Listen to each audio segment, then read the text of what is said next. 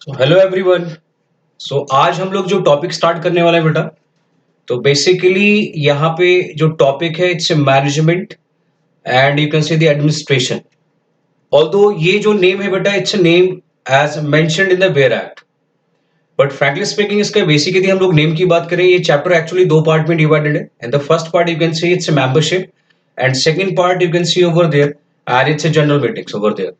तो यहाँ पे जो हम लोग टॉपिक पढ़ रहे हैं बेसिकली मेंबरशिप के रिगार्डिंग में पढ़ा रहा हूँ, एंड सेकंड पार्ट यहाँ पे हम लोग जनरल मीटिंग के रिगार्डिंग बात करें बेटा।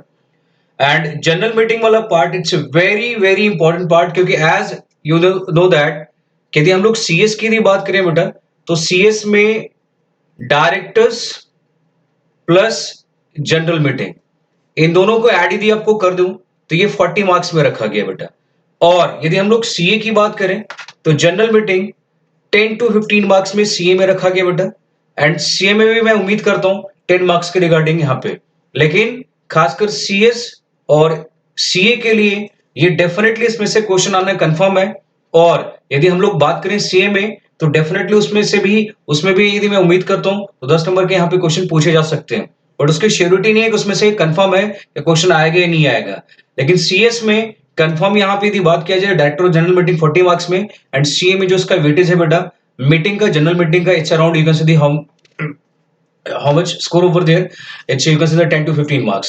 So that's why I'm going to start over there, and it's a chapter number 7 of the where act. तो ये वेयर एक्ट का टॉपिक चैप्टर रखा गया बेटा। अच्छा, नंबर ऑफ सेक्शंस कितने पढ़ने? 88 से लेकर 122 यहाँ पे पढ़ेंगे, बट 88 से लेकर 95 जो फर्स्ट पार्ट है बेटा, सो ये किससे डील कर रहा है? मेंबरशिप से।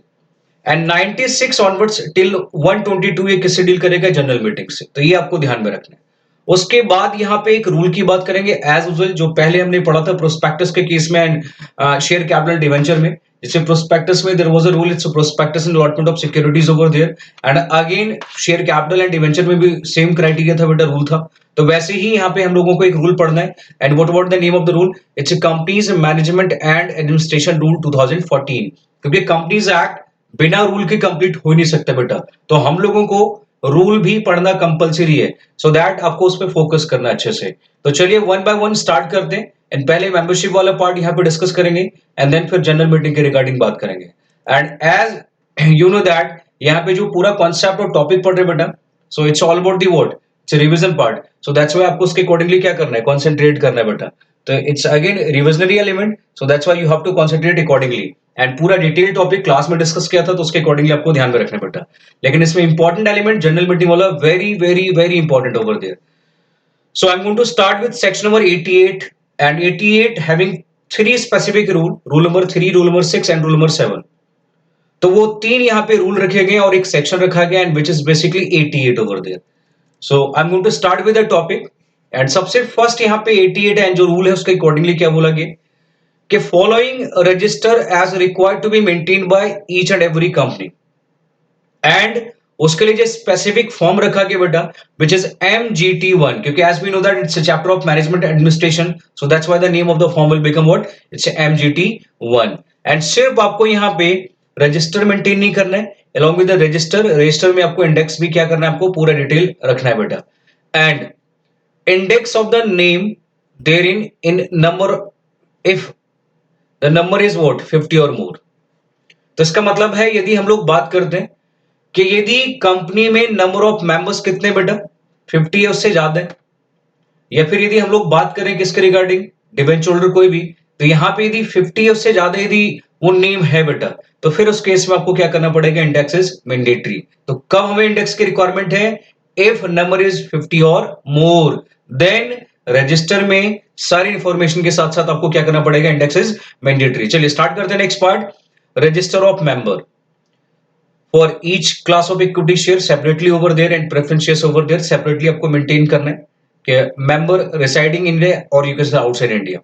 तो first part, first register and it's a register of member, and separately for equity preference over there, as we know that member can be even domestic member and even foreign member will be there। Next, debenture holder register, and third part register of any other security holder. तो इसका मतलब पहले दो तो confirm की बात करते हैं, रजिस्टर ऑफ डिवेंचर और मेंबर, हाँ, बाकी अदर यदि सिक्योरिटीज कंपनी ने इशू कर रखा है बेटा, तो उसके रिगार्डिंग भी यहाँ पे क्या करना है, we have to maintain and register index of beneficial owner maintain by the depository shall be deem to be corresponding register.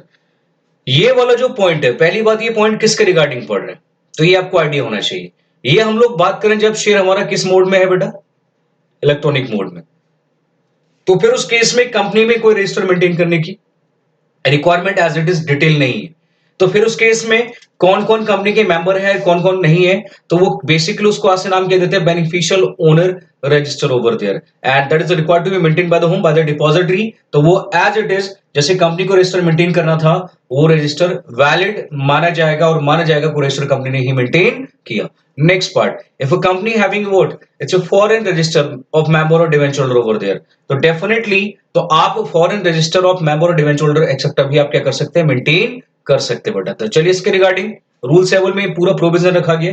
A company which has share capital और which has issued the debenture और any other security if so authorised by AOA, पहली बार ध्यान रखना कि ये foreign register maintain करने के लिए there must be an authority in article of association keep in any country outside India and a part of the register of member or as the case may be debenture holder of or other security holder or beneficial owner over there reside in that country subject to the compliance of the following conditions over there।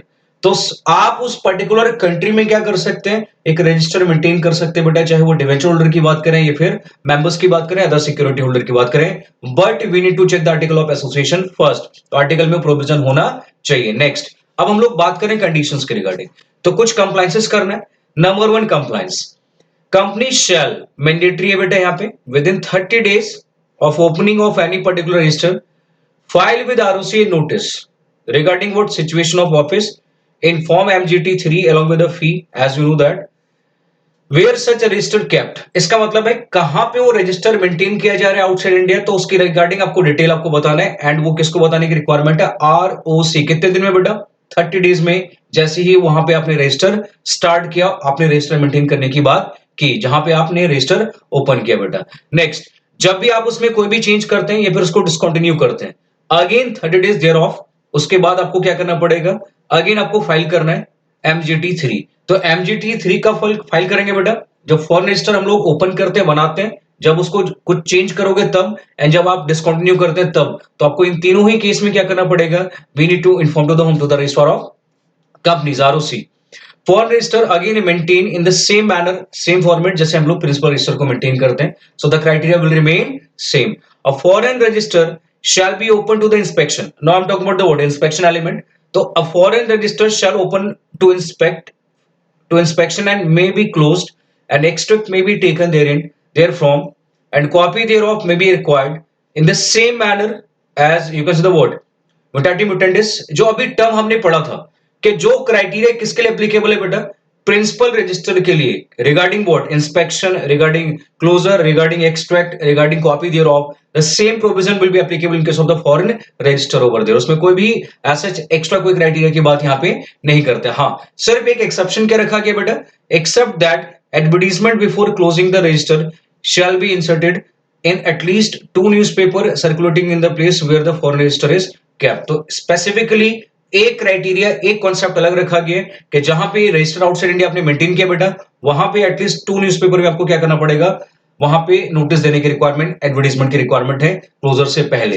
And जैसे India में हम लोग 2 newspaper की बात करते थे, English और vernacular, तो वैसे ही वहां की बात करेंगे, and it's again 2 newspaper will be there. Now we have next part, entries in foreign register simultaneously after the board or its duly constituted committee approve the allotment or transfer और debentures over there. इसका मतलब है कि जैसे ही allotment हुआ, जैसे ही debenture के allotment किया गया शेयर का एंड सिक्योरिटी का, इमीडिएटली उसके अप्रूवल के बाद आपको क्या करना है, फॉरेन रजिस्टर में एंट्री मेंटेन करना है बेटा। तो immediately after getting the approval either from the board और सेपरेट कमेटी यदि बनाया गया, तो उस कमेटी के अप्रूवल के बाद हमें क्या करने पड़ेंगे, वो एंट्री करने की रिक्वायरमेंट है बेटा। नेक्स्ट, द कंपनी में डिसकंटिन्यू, किसी भी पॉइंट ऑफ टाइम पे आप क्या कर सकते हैं, डिसकंटिन्यू कर सकते हैं। बट अभी हमने पढ़ा था डिसकंटिन्यू जब भी करोगे, then information which is required to be given to the whom to the ROC within a period of 30 days from such discontinues over there. तो अब आपको क्या करना है बेटा, कुछ नहीं, जितनी भी एंट्रीज फॉरेन रजिस्टर में थे बेटा, तो सम अदर फॉरेन रजिस्टर जो आपने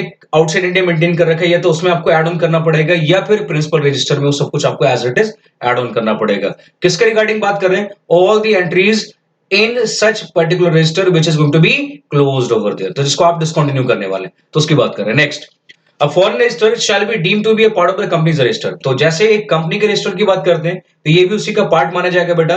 एंड यदि इलेक्ट्रॉनिक मोड में सिक्योरिटी है, तो as we know that beneficial owner register की बात करते हैं, so the criteria will remain same. Now I am talking about the penalty aspect. So penalty क्या है बेटा?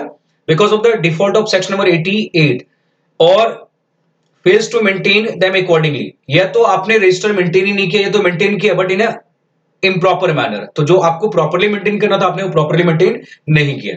तो डिफॉल्ट ये हो गया first, non compliance of section number 88, मतलब आपने रजिस्टर मेंटेन नहीं किया। नंबर 2, अपने रजिस्टर तो मेंटेन किया बट उसको प्रॉपर्ली मेंटेन नहीं किया। Then every company and officer in default over there punishable. Number 1, fine कितना है बेटा? Not less than 50,000 which makes to 3 lakh. And failure यदि कंटिन्यू रेगुलर नेचर का है बेटा, तो सिंपल क्या है, further fine to the extent of 1000 rupees for each day after such particular discontinuance over there, so which we have to take into account. Now I'm going to start with the section number 89, and again we have a rule, and rule number in this case it's 9 over there. So what about the 89? And please mark important over there, तो exam के point of view से important है बेटा। Declaration in respect of the beneficial interest in any share. देखो इसमें simple क्या है, कोई भी पर्सन जिसका किसी पर्टिकुलर शेयर में बेनिफिशियल इंटरेस्ट है, बट वो परचेज कंपनी में किसी और ने किया, मतलब मान लो एक्स ने शेयर खरीदा, बट एक्स का उसमें किसी भी नेचर का कोई बेनिफिशियल इंटरेस्ट नहीं है, वाई का उसमें बेनिफिशियल इंटरेस्ट है। तो अब इन दोनों ही पर्सन पे ऑब्लिगेशन इंपोज किया गया, एंड वो किस सेक्शन के अकॉर्डिंग? 89। एंड इन दोनों पर्सन के साथ साथ जिस कंपनी का शेयर खरीदा जाएगा उसके ऊपर भी ऑब्लिगेशन है। चलिए स्टार्ट करते हैं। नंबर 1, पहला पॉइंट हम लोग उसकी बात करेंगे जिसके पास बेनिफिशियल इंटरेस्ट नहीं है। दूसरा, उस पर्सन की बात करेंगे जिसके पास बेनिफिशियल इंटरेस्ट है।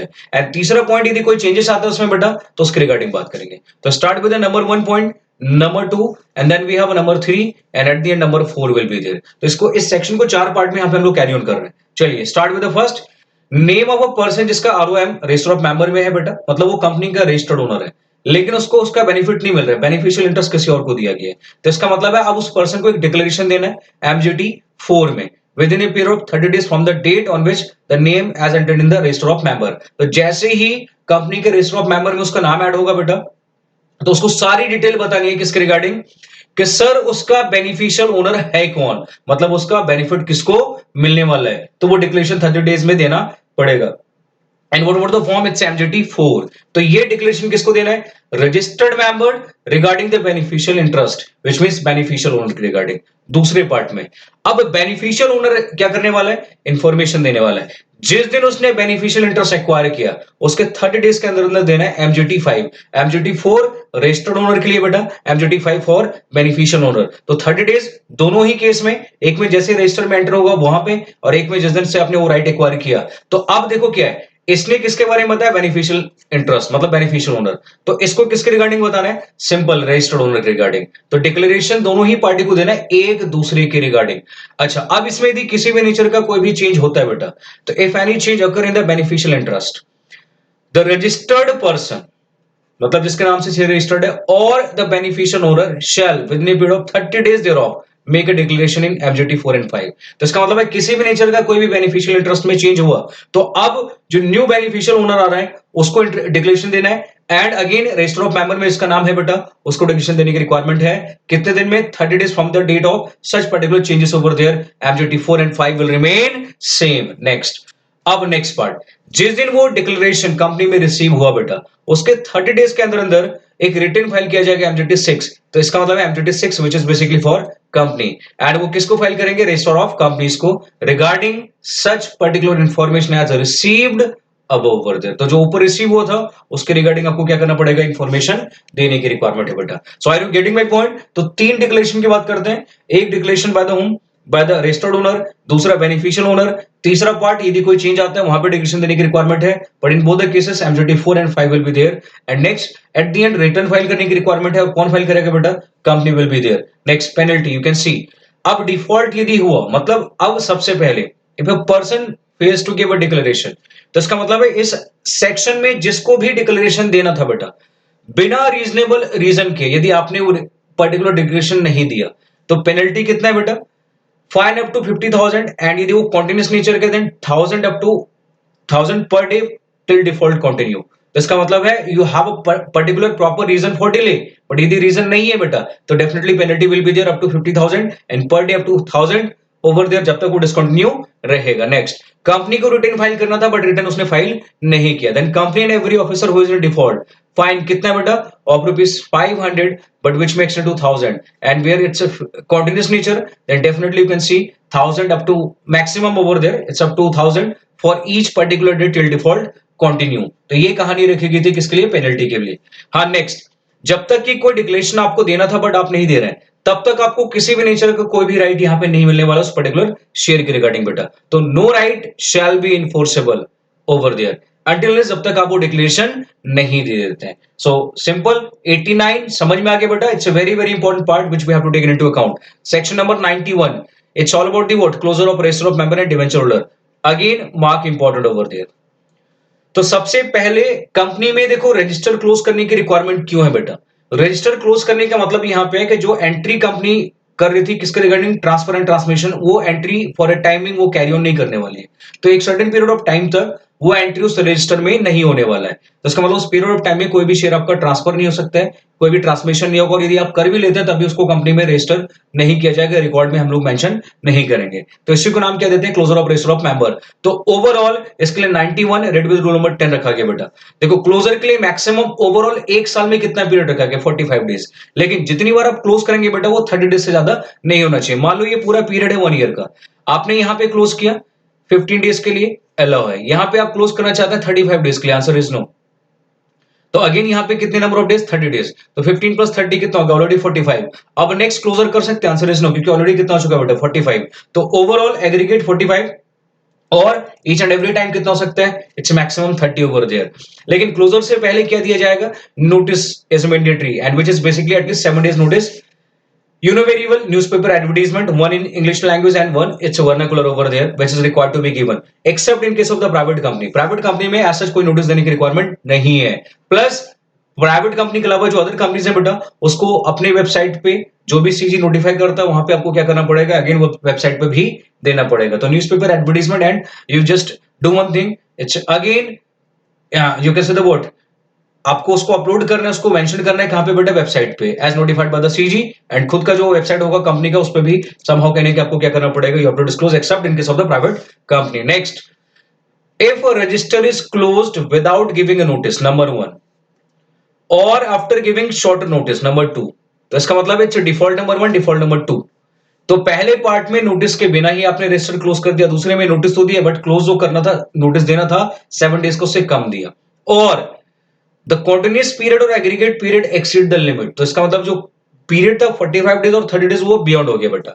Then company and every officer in default punishable with fine कितना बेटा, of rupees 5000 per day subject to the maximum 1 lakh rupees during which the particular register is kept close. तो आपको जितना एक्स्ट्रा पॉइंट है, जितना extra time है, तो उसके लिए आपको क्या करेंगे, पेनल्टी इंपोज किया जाएगा। एंड जब तक रजिस्टर क्लोज होगा टिल दैट पीरियड हर एक दिन के लिए आपको कितना पे करना है, 5000 ओवर देयर, एंड मैक्सिमम कितना बेटा, it's 1 lakh over there. So are you getting my point. तो ये था किसके regarding, 91। Now I am going to start with the 92, and 92 is nothing, it's all about the annual return. तो rule number 11, तो rule number 10 किसके साथ पढ़ा हमने, 91, 92 ओवर देयर। अगले पॉइंट पे आते हैं, 92 किसके रिगार्डिंग है बेटा, प्रिपरेशन ऑफ द रिटर्न। सबसे पहले हर कंपनी को क्या करना है बेटा, एक एनुअल रिटर्न प्रिपेयर करना है, which is in form MGT 7। तो 6 ओवर हो चुका था पीछे, तो यहाँ पे एमजीटी हम लोग किसकी बात कर रहे हैं, 7, एंड उसमें आपको रजिस्टर मेंटेन करने की, एनुअल रिटर्न मेंटेन करने की रिक्वायरमेंट है। चलिए आगे बढ़ते हैं। एनुअल रिटर्न सिर्फ प्रिपेयर नहीं करना बेटा, that is required to be filed with whom with ROC. चलिए स्टार्ट करते हैं, कहां पे फाइल कैसे करना है। Annual return filed by listed company और a company having a paid up capital of 10 crore or more or turnover which is 50 crore or more shall be certified by the practicing company secretary and the certificate shall be obtained in form number MGT 8। तो इसका मतलब क्या है कि यदि listed company की बात करते हैं या फिर किसी भी कंपनी की बात करेंगे जिसका पेड अप कैपिटल कितना है बेटा 10 करोड़ और मोर, या टर्नओवर कितना है 50 करोड़ और मोर, तो उनको क्या करना पड़ेगा, एनुअल रिटर्न सर्टिफाई करवाना है, 6 सर्टिफिकेट लेने की रिक्वायरमेंट है एमजीटी 8 में। और वो किसकी बात करते हैं, प्रैक्टिसिंग कंपनी सेक्रेटरी की बात करते हैं बेटा। नेक्स्ट, एनुअल रिटर्न में होता क्या है, number one, these are the information. Number one, registered office, principal business activities over there of holding subsidiary and associate company, वो लिखा जाएगा। Shares, debentures and other securities, share holding pattern क्या था वो रखा जाएगा। मेंबर्स की डिटेल, डिवेंचर होल्डर्स, कोई भी चेंजेस है उसके रिगार्डिंग आपको बताने की रिक्वायरमेंट है बेटा। Then again promoters, directors, KMP, उसकी डिटेल आपको बताने, कोई भी चेंजेस है उसमें तो उसके रिगार्डिंग बताने की रिक्वायरमेंट है। Remuneration as given to the directors and KMP which is required to be again disclose over there.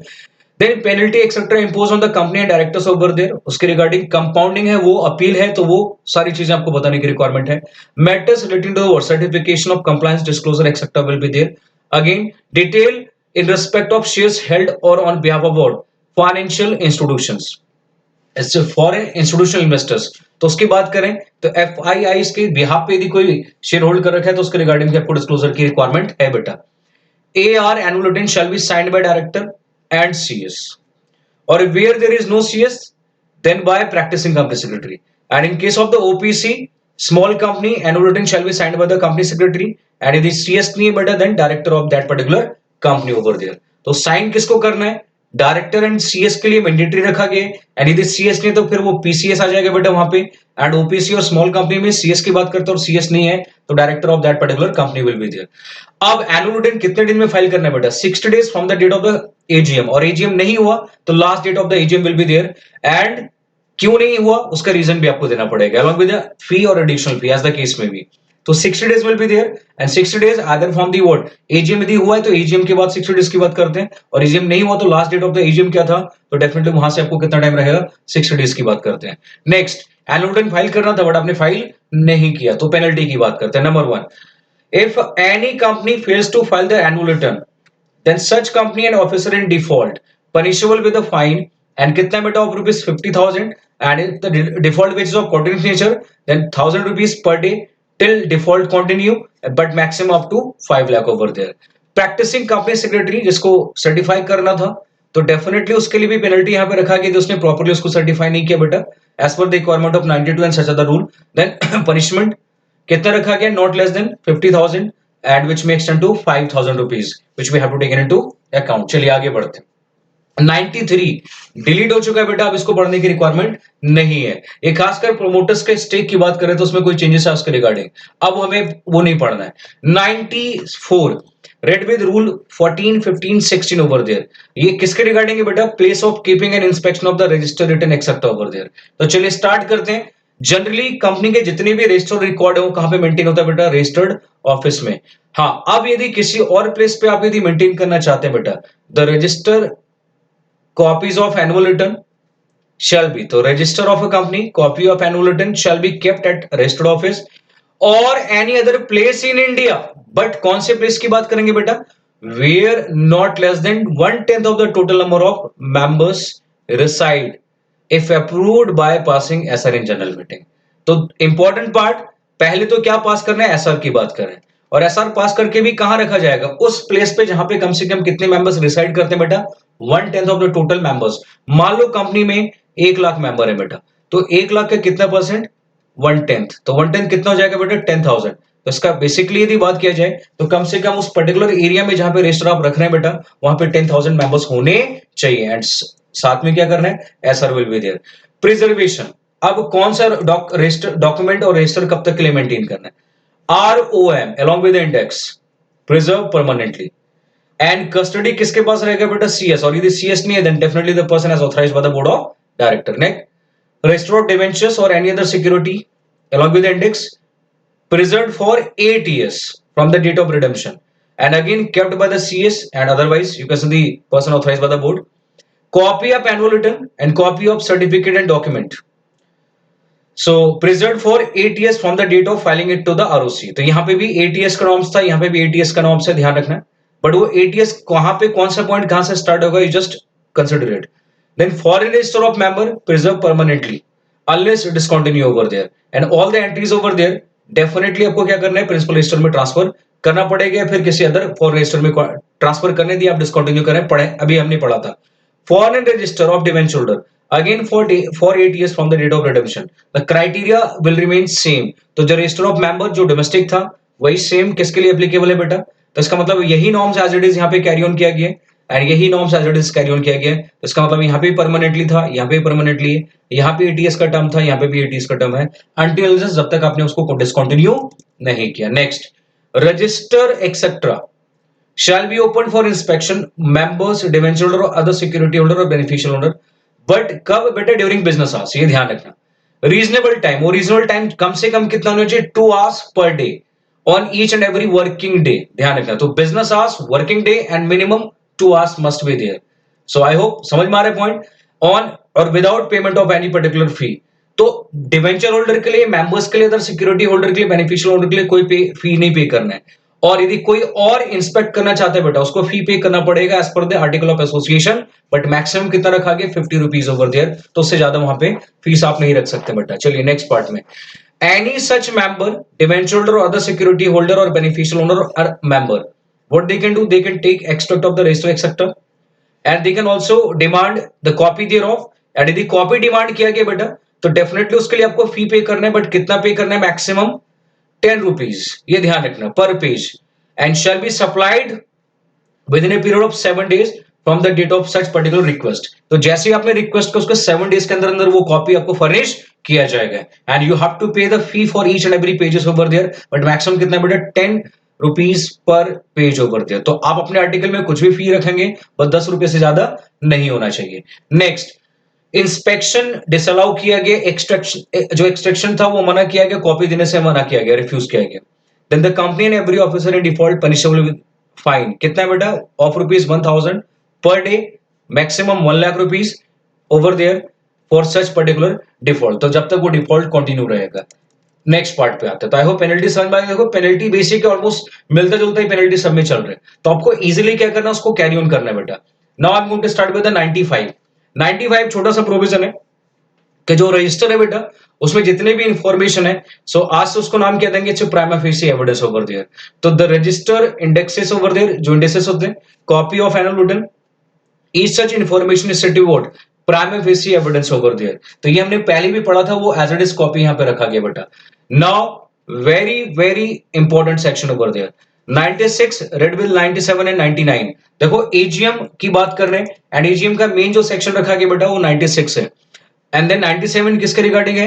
It's calling of AGM by the NCLT, and 99 it's all about the penalty aspect. तो जिसमें 96 से लेकर 98 तक का यदि कोई भी default है तो 99 में पेनल्टी रखा गया बेटा। चलिए start with the first part, 96 के इंटरप्रिटेशन की बात करते हैं बेटा। हर कंपनी को क्या करवाना है? एक मीटिंग करवाना है, other than all the general meeting, and जो हर साल आपको मीटिंग करवाना है in each and every year which not the what? Annual general meeting, except एक कंपनी को छोड़ देना बेटा, ओपीसी। तो there is no requirement to conduct a meeting over there, तो ओपीसी के लिए आपको यहाँ पे कंडक्ट करवाने की कोई रिक्वायरमेंट नहीं है। हाँ, वन मोर इंपॉर्टेंट पार्ट, जो आप नोटिस भेजेंगे बेटा उसमें लिखा जाएगा ये मीटिंग कौन सा? एनुअल जनरल मीटिंग, एंड दो मीटिंग के बीच में कभी भी गैप मैक्सिमम कितना मेंटेन करना है? 15, इससे ज्यादा नहीं हो सकता है। And the concept of 15 months will not be applicable in case of the first AGM, ये ध्यान रखना। तो फर्स्ट एजीएम में प्रोविजन अप्लाई नहीं होगा, क्योंकि यहाँ पे क्राइटेरिया क्या है? Between 2 AGM. तो एक एजीएम ऑलरेडी हो चुका है, और उसके बाद हम लोग बात कर रहे हैं, तो उसमें 15 मंथ्स का क्राइटेरिया आप लोगों को ध्यान में रखना है। नेक्स्ट, जो फर्स्ट एजीएम है बेटा उसके लिए सिर्फ एक ही क्राइटेरिया, और कितने टाइम में? 9 months from the date of the closure of the first financial year. तो जो फर्स्ट फाइनेंशियल क्लोज होगा बेटा उसमें कितने टाइम में आपको मीटिंग करवाने की रिक्वायरमेंट है? 9 months ओवर देयर। और रेस्ट ऑफ द जो एजीएम है बेटा वो कितने टाइम में करवाना है? 6 months, which we have to take into account. But एक पॉइंट याद रखना, यहाँ पे 15 है और यहाँ पे आपका 6 है, तो इन दोनों में से जो टाइम पहले आएगा बेटा विच एवर इज अर्लियर, तो उससे पहले पहले आपको एजीएम करवाने की रिक्वायरमेंट है। तो 15 months और 6 months, तो इसमें क्या वर्ड लिखेंगे? विच एवर इज अर्लियर, तो उससे पहले आपको क्या करवाना पड़ेगा? AGM is required to be conducted. अच्छा, यदि आप हम लोग बात करें, यदि AGM first AGM according to the section number 96 आपने कंडक्ट करवा लिया, तो ईयर ऑफ इनकॉर्पोरेशन में आपको कोई एजीएम करवाने की रिक्वायरमेंट नहीं है, क्योंकि reason being as we know that year of incorporation में वैसे भी नहीं हो रहा है, क्योंकि फर्स्ट फाइनेंशियल क्लोज होने के 9 months में आपको करवाने की रिक्वायरमेंट है। So that's why no meeting is required to be conducted in the year of incorporation. अच्छा, अब नेक्स्ट 15 months और जो 6 month का क्राइटेरिया है which ever is earlier, ROC 3 months का मैक्सिमम एक्सटेंशन दे सकता है बेटा, बट ऑन स्पेशल रीजन। ध्यान रखना, सिर्फ रीजन नहीं है, रीजनेबल स्पेशल रीजन आपको देना पड़ेगा। एंड जब तक वो स्पेशल रीजन नहीं है तब तक आपको एक्सटेंशन नहीं मिलेगा। एंड स्पेशल रीजन क्या होता है, ये क्लास में डिस्कस किया था, आप लोगों को ध्यान में रखना है कि स्पेशल रीजन वो होता है बेटा जो अनएवॉइडेबल नेचर को, जिसको आप अवॉइड नहीं कर सकते हैं, तो उसको हम लोग नाम क्या देंगे, it's a special one. And वो कंपनी की ड्यूटी उसको प्रूव करना, एंड यदि प्रूव कर दिया तो extension will be there, but maximum to what 3 months will be there, but this is not applicable for first AGM। चलिए स्टार्ट करते हैं नेक्स्ट पार्ट पे बेटा। अगले पॉइंट में, जितने भी एनुअल जनरल मीटिंग है बेटा, वो हमेशा कब होगा, it's always during business hours between 9 AM to 6 PM on any day, ध्यान रखना, एक्सेप्ट नेशनल हॉलीडे। तो संडे कैन बी देयर, क्योंकि नेशनल हॉलीडे रखा गया बेटा, एंड नेशनल हॉलीडे उसको बोलते हैं जो सीजी ने प्रिस्क्राइब कर रखा है। And generally first you can से दी 2nd of October, 15th of August, and then you can say the 26th of Jan। तो ये आपको ध्यान रखना है बेटा। And shall be held either at registered office or same city town village where the company having registered office over there। तो या तो आपको रजिस्टर्ड ऑफिस में करवाना पड़ेगा या फिर same city town village where the company having registered office. चलिए नेक्स्ट पार्ट पे आते हैं, अगले पॉइंट में, अगले सेगमेंट में।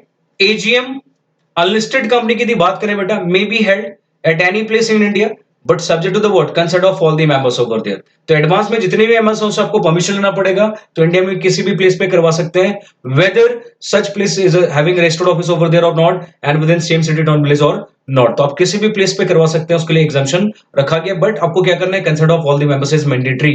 बट यहाँ पे consent of all the members है, मतलब नंबर की बात कर रहे हैं। नेक्स्ट, सीजी में also give an exemption over there. तो जो ऊपर प्रोविजन हमने पढ़ा बेटा टाइम के रिगार्डिंग, प्लेस के रिगार्डिंग, तो उसमें से एग्जाम्पशन मिल सकता है, but exemption from whom, from central government. Next, AGM करवाना था बट आपने नहीं करवाया, तो interest of the member will be affected. So member can approach to the whom, to the NCLT, and then AGM will be there, and NCLT give a direction for the purpose of calling, conducting and holding the what AGM, and अब AGM उसके accordingly, NCLT के accordingly ही किया जाएगा बेटा, ये ध्यान रखना। और AGM can also be conducted over there as per the NCLT order। NCLT can give a direction for one member or either present in person or proxy over there। तो इसका मतलब वन मेंबर मीटिंग भी possible है।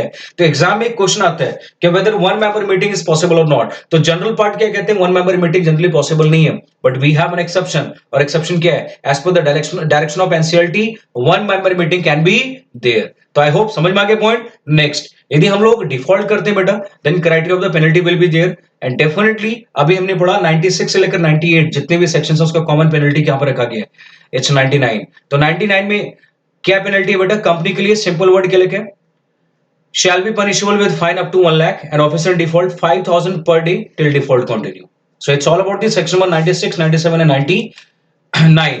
Exception, section 8 company, time, date and place for AGM while decided by the board of directors shall regard the direction if any given by the home by the company general meeting। तो यदि कोई direction दिया गया तो उसको board of directors को consider करना पड़ेगा। Next, in case of the government company, for the word some other place within city town or village except over there, such other place as the CG may approved, मतलब simple है, CG can fix some other place can be there। तो ये रखा गया बेटा। तो CG government company में कोई भी प्लेस डिसाइड कर सकते बेटा।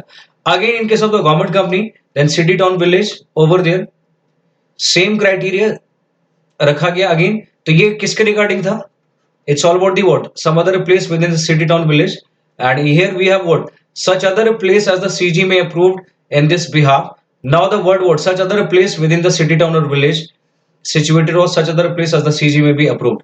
देखो सिंपल है, ये जो प्रोविजन था बेटा ये और चेंज हो गया और अभी सेम पॉइंट का रखा गया, such other place within same city town village situated over there or such other place as specifically mentioned or specified by the home CG। तो इसका मतलब है पहले अमेंडमेंट 2015 में, एंड फिर वहां पे जो अमेंडमेंट हो उसको फिर से अगेन अमेंडमेंट कर दिया गया 2017 में।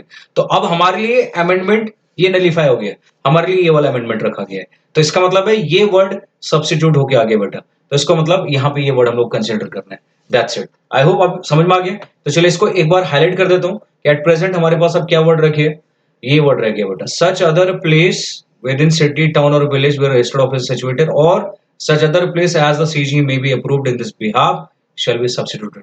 and पहले कुछ और वर्ड था, एंड उसके बाद नो डाउट ये वर्ड आ गया बेटा। चलिए स्टार्ट करते हैं next part. So it's nothing, it's only in case of the government company. 100, 98 and 99, यहाँ पे 3 सेक्शन की बात करते हैं। 100 ईजीएम का मेन सेक्शन है। 98 जैसे हमने 97 पढ़ा एनसीएलटी की पावर, सेम क्राइटेरिया यहाँ पे भी एनसीएलटी की पावर करेंगे। बट 97 में किसके रिगार्डिंग था? It's power to call AGM. But in 98 में क्या होगा? Power to call EGM. तो the criteria will remain same. चलिए स्टार्ट करें बेटा। सबसे पहले 100 में calling of EGM by the board.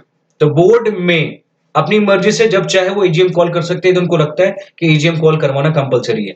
Next, board of directors shall if there is a request made by the home by the requisitionist, और यदि वो रिक्वेस्ट वैलिड है तो बोर्ड ऑफ डायरेक्टर्स को मीटिंग कॉल करवाना पड़ेगा बेटा। बट कब रिक्वेस्ट वैलिड माना जाएगा? एंड रिक्वेस्ट को यहां पे नाम कह देंगे रिक्विजिशन। जब वो रिक्वेस्ट करने वाले कितने लोग होंगे बेटा? सच number of members holding at least 10% of total paid up share capital carries the voting right. और ये किस केस में? Company having share capital and company not having share capital में क्या है बेटा? सेम क्राइटेरिया, सिर्फ वोटिंग राइट्स की जगह क्या पढ़ना है? Voting power. तो इसका मतलब है जिन लोगों ने रिक्वेस्ट किया बेटा, उन सबके पास मिला के होल्डिंग कितना होना चाहिए? 1/10 होनी चाहिए, तभी ये रिक्वेस्ट वैलिड माना जाएगा। एंड जब वो वैलिड है, then board of directors is under obligation to comply with the direction over there. Board के लिए मीटिंग प्रोसीड्स करने के लिए, मतलब इनिशिएटिव स्टेप लेने के लिए कितना टाइम है? 21 डेज। एंड ओवरऑल मीटिंग किस डेट से पहले हो जाना चाहिए? On before 45th day from the date of the receipt of the requisition.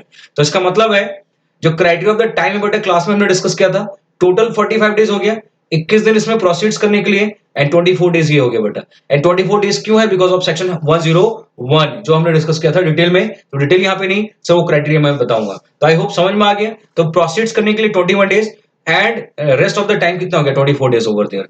Next, calling of EGM by the requisitionist. अच्छा, बोर्ड ऑफ डायरेक्टर्स ने यदि 21 दिन में इनिशिएटिव नहीं लिया बेटा, now the authority to call the meeting, और किसके पास है? रिक्विजिशनिस्ट। बट अगेन ध्यान रखना, 45 डेज के बाद ही वो मीटिंग कॉल करवा सकते हैं, उससे पहले कॉल नहीं कर सकते बेटा। So what we have to understand कि sir they have to wait for 45 days. तो इसका मतलब है 21 डेज के बाद वो अपने अथॉरिटी दे दी, लेकिन मीटिंग जो कॉल होगा 45th डे के बाद ही होगा।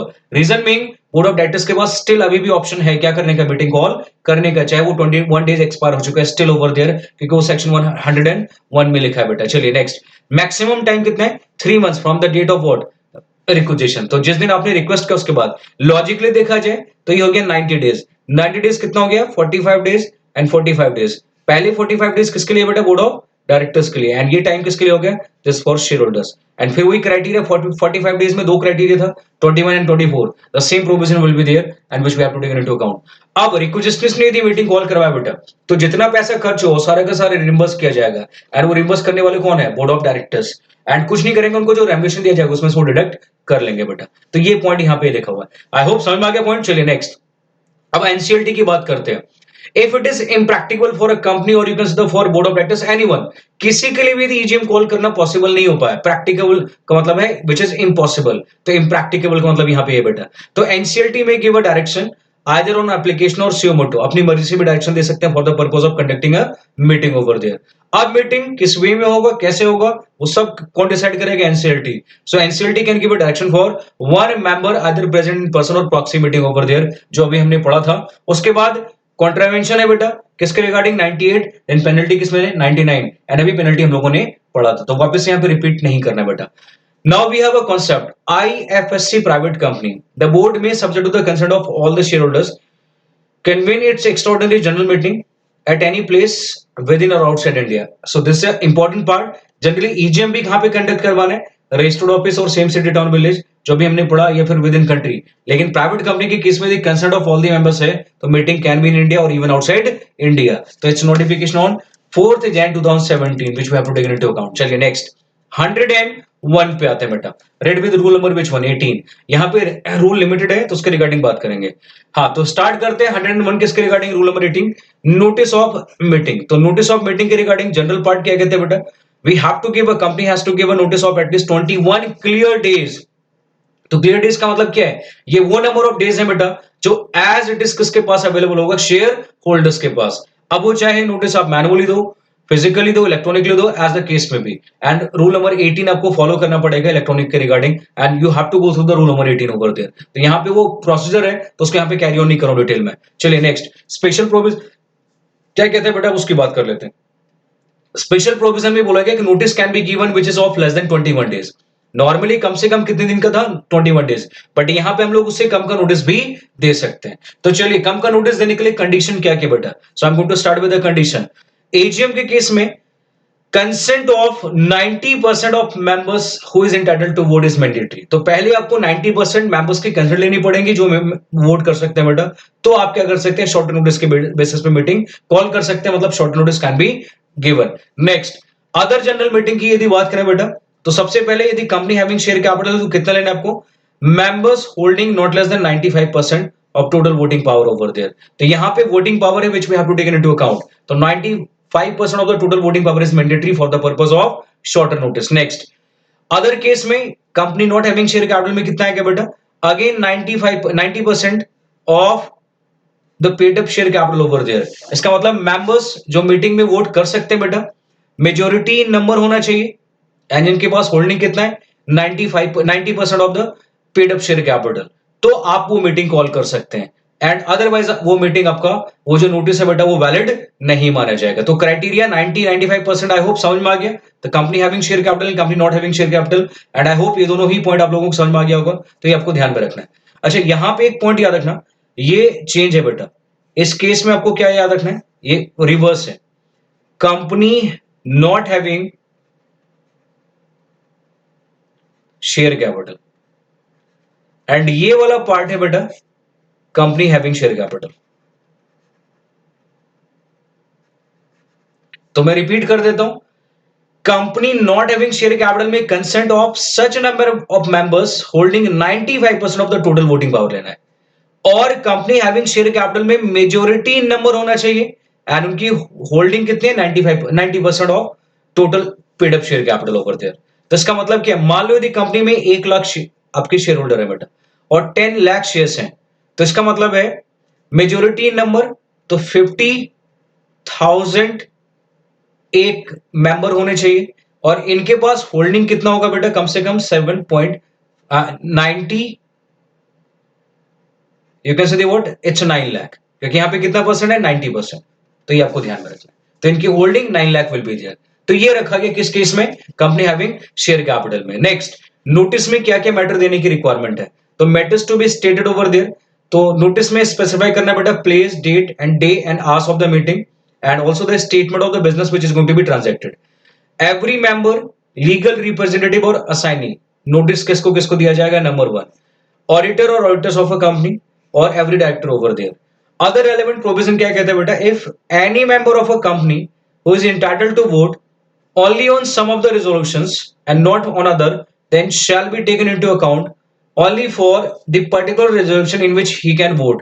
तो यदि हम लोग बात करें 1/10 के रिगार्डिंग और 90, तो सिर्फ हम लोग उसी पर्टिकुलर रेजोल्यूशंस की बात करेंगे जिसके लिए वोटिंग राइट है, अदर रेजोल्यूशन के लिए उसको कंसिडर नहीं करना बेटा। नेक्स्ट, किसी भी मेंबर को यदि नोटिस नहीं मिला तो इसका मतलब वो मीटिंग इनवैलिड नहीं माना जाएगा, तो वो मीटिंग वैलिड माना जाएगा, क्योंकि नोटिस नहीं देना ऐसा कोई इंटेंशन नहीं था बेटा। तो बाय डिफॉल्ट यदि किसी को नोटिस नहीं मिला तो मीटिंग वैलिड था और वैलिड ही रहेगा। तो दोनों ही पॉइंट समझ में आ गया।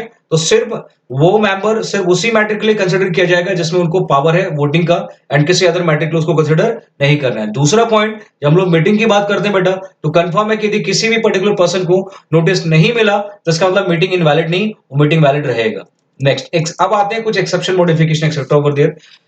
प्राइवेट कंपनी, सिंपल क्या लिखे, section 101 shall apply unless otherwise specified in respective section और एओए, मतलब आर्टिकल ऑफ एसोसिएशन या किसी अदर सेक्शन में प्राइवेट कंपनी के लिए कुछ और रखा गया है तो वो प्रोविजन अप्लाई होगा, फिर सेक्शन 10 का provision as it is apply नहीं होगा। और यदि वहां पे कुछ और नहीं लिखा है better than section 101 as it is applicable in case of the private company. Next, NPO के केस में यहां पे ध्यान रखना है, जहां पे वो 21 डेज का नोटिस था वहां पे कितना रखा जाएगा, 14 days over there.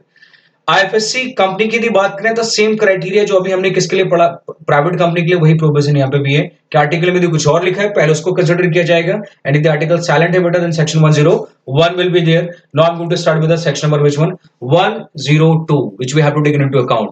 102 deals with the statement to be annexed with the notice. इससे पहले सबसे फर्स्ट पॉइंट हमें क्या पढ़ना है बेटा, business to be transacted. Again ये इंपॉर्टेंट सेक्शन है, ध्यान रखना।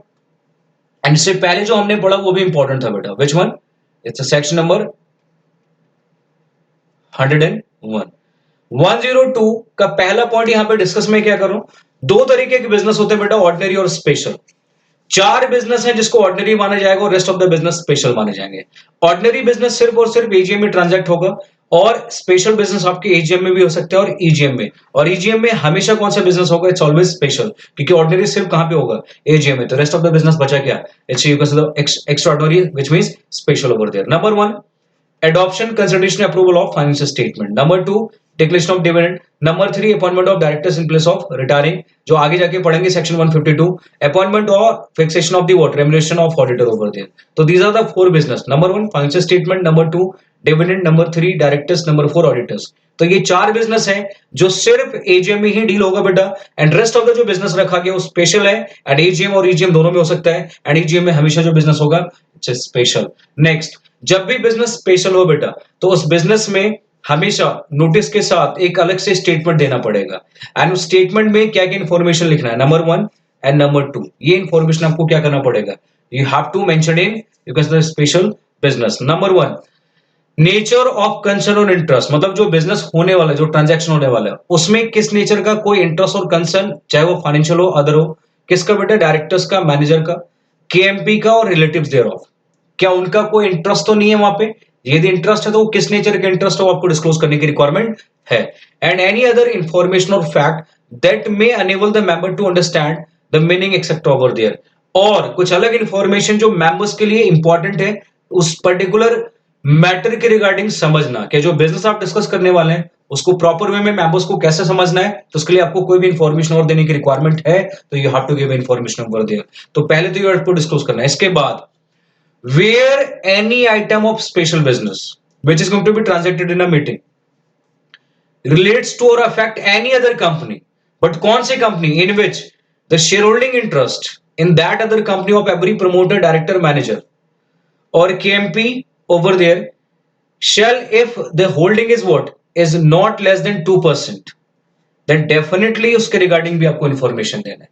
तो किसी भी अदर कंपनी में बिकॉज ऑफ द ट्रांजेक्शन और because of the matter which is going to be discuss in company, मान लो ए लिमिटेड में वो मीटिंग में मैटर डिस्कस कर रहे हैं, लेकिन because of discussion B Limited में भी यदि इंटरेस्ट अफेक्ट हो रहा है बेटा, बी लिमिटेड में भी किसी न किसी कुछ किसी न किसी मैनर में वो इंटरेस्ट अफेक्ट हो रहा है, तो मतलब इस कंपनी को भी उस पर्टिकुलर मैटर में कोई ना कोई समहाउ कहने की आपका इंटरेस्ट अफेक्ट यदि हुआ, लेकिन बी लिमिटेड में यदि इंटरेस्ट अफेक्ट हो रहा है तो उसके लिए कुछ बातें ध्यान रखना है कि बी लिमिटेड में एटलीस्ट 2% होल्डिंग किसका बेटा, not less than 2% holding of promoter, directors, manager etcetera, तो फिर इस कंपनी के रिगार्डिंग भी आपको डिस्क्लोजर देने की रिक्वायरमेंट है बेटा। तो if because of the transaction one company interest of some other company is going to be affected where the promoter, director, etc having a 2% or more holding, then disclosure in this regard is also mandatory. Next, disclosure देना था but आपने नहीं disclosure दिया, तो जितने भी benefit आपको accrue हुए बेटा because of not disclosure to the promoter, directors except over there, then definitely shall hold such benefit interest of the company and shall be liable to compensate to the company. तो जितना benefit हुआ you have to hold it for the benefit of the company as a trust, और वो सारा का सारा आपको compensate भी करना पड़ेगा जितना आपने बेनिफिट रिसीव किया। Next, default is made in complying with section 102, then penalty will be there. तो पेनल्टी, तो apart from you can say the what, holding the benefit for company or compensate the company, then penalty will be imposed, and penalty कितना है बेटा, 50,000 or 5 times of the benefit over there so accrue whichever is higher. ये ध्यान रखना, latest amendment है, change यहाँ पे penalty का रखा गया जो हमने अमेंडमेंट में पढ़ा था बेटा। तो ये था 102 का अमेंडमेंट वाला part. Next 103, it's all about the quorum. तो कोरम जनरली आर्टिकल में लिखा होगा, और आर्टिकल में यदि कोई हायर नंबर नहीं लिखा है बेटा तो डेफिनेटली प्राइवेट कंपनी के लिए 2 members personally present in a meeting, और पब्लिक कंपनी की बात करें तो we have to check number of members कितने, यदि टोटल मेंबर्स अप टू 1000 है देन 5, यदि 1000 से ज्यादा बट अप टू 5000 है देन 15, beyond 5000 है then 30 members personally presented in a meeting for the purpose of valid quorum. Quorum यदि half an hour में प्रेजेंट नहीं हुआ बेटा then meeting will automatically be adjourn, लेकिन ध्यान रखना मीटिंग एडजर्न तब होगा जब वो मीटिंग रिक्वेस्टिस ने कॉल नहीं किया हो, और यदि रिक्वेस्टिस ने मीटिंग कॉल किया है बेटा तो मीटिंग ऑटोमेटिकली कैंसिल हो जाएगा इमीडिएटली, और यदि मीटिंग रिक्वेस्टिस ने नहीं किसी और ने कॉल किया मतलब board of directors except over there, then meeting will be adjourn over there, and adjourn यदि हुआ तो फिर उसके regarding at least not less than 3 हाँ, give a notice of not less than 3 days notice, मतलब 3 दिन का आपको नोटिस देना पड़ेगा to each and every member over there. And if adjourn meeting also quorum is not presented, then definitely जितने members वहां पे प्रेजेंट है बेटा, but minimum 2 should be there, then उसी को quorum मान लिया जाएगा। और जो रेजोल्यूशन आपने अर्जेंट मीटिंग में पास किया बेटा, वो प्रीवियस ओरिजिनल डेट्स और उस दिन से नहीं माना जाएगा, एडजर्न वाले डेट से ही माना जाएगा, मतलब जिस दिन वो एक्चुअली वो पास हुआ है। ये आपको ध्यान में रखना। तो ये था कॉन्सेप्ट किसके regarding, quorum. Now we have section 104 and it's all about the what, chairman. Generally chairman का नाम आर्टिकल में लिखा होगा, और आर्टिकल में नहीं है तो जितने मेंबर्स प्रेजेंट है बेटा, तो आपस में किसी भी एक पर्सन को चेयरमैन इलेक्ट कर सकते हैं बाय शो ऑफ हैंड। लेकिन यदि किसी ने ये पोल डिमांड किया बेटा, then definitely poll will be taken forthwith in order to elect the chairman over there. And जब तक वो इलेक्ट नहीं हो जाता तो शो ऑफ हैंड के थ्रू चेयरमैन था बेटा, वही कंटिन्यू करेगा।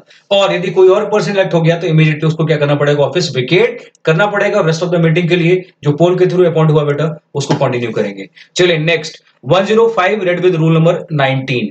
ये किसके रिगार्डिंग है बेटा, प्रॉक्सी। तो पहली बात, मेंबर यदि मीटिंग में प्रेजेंट नहीं हो पाते हैं तो अपने प्लेस पे किसी और पर्सन को क्या कर सकते हैं, अपॉइंट करके भेज सकते हैं, उसको नाम क्या दिया जाएगा, प्रॉक्सी। चलिए स्टार्ट। सबसे पहले members entitled to appoint proxy and time limit except over there. First, member, a member entitled to attend or vote in a meeting always having right to appoint the proxy, ये ध्यान रखना। But किस case में, in case of the company having share capital. But if a company having no share capital then definitely we need to check article of association, और article में यदि allow किया गया तभी प्रॉक्सी आप अपॉइंट कर सकते हैं, अदरवाइज प्रॉक्सी अपॉइंट नहीं कर सकते। तो ये किसके रिगार्डिंग था, company having share capital and a company not having share capital. Proxy appoint करने के लिए फॉर्म कौन सा बेटा, MGT 11। Which one, MGT 11। Next, time limit. तो प्रॉक्सी जो अपॉइंट करना है उसके लिए कितना है बेटा, within 48 hours before as general meeting.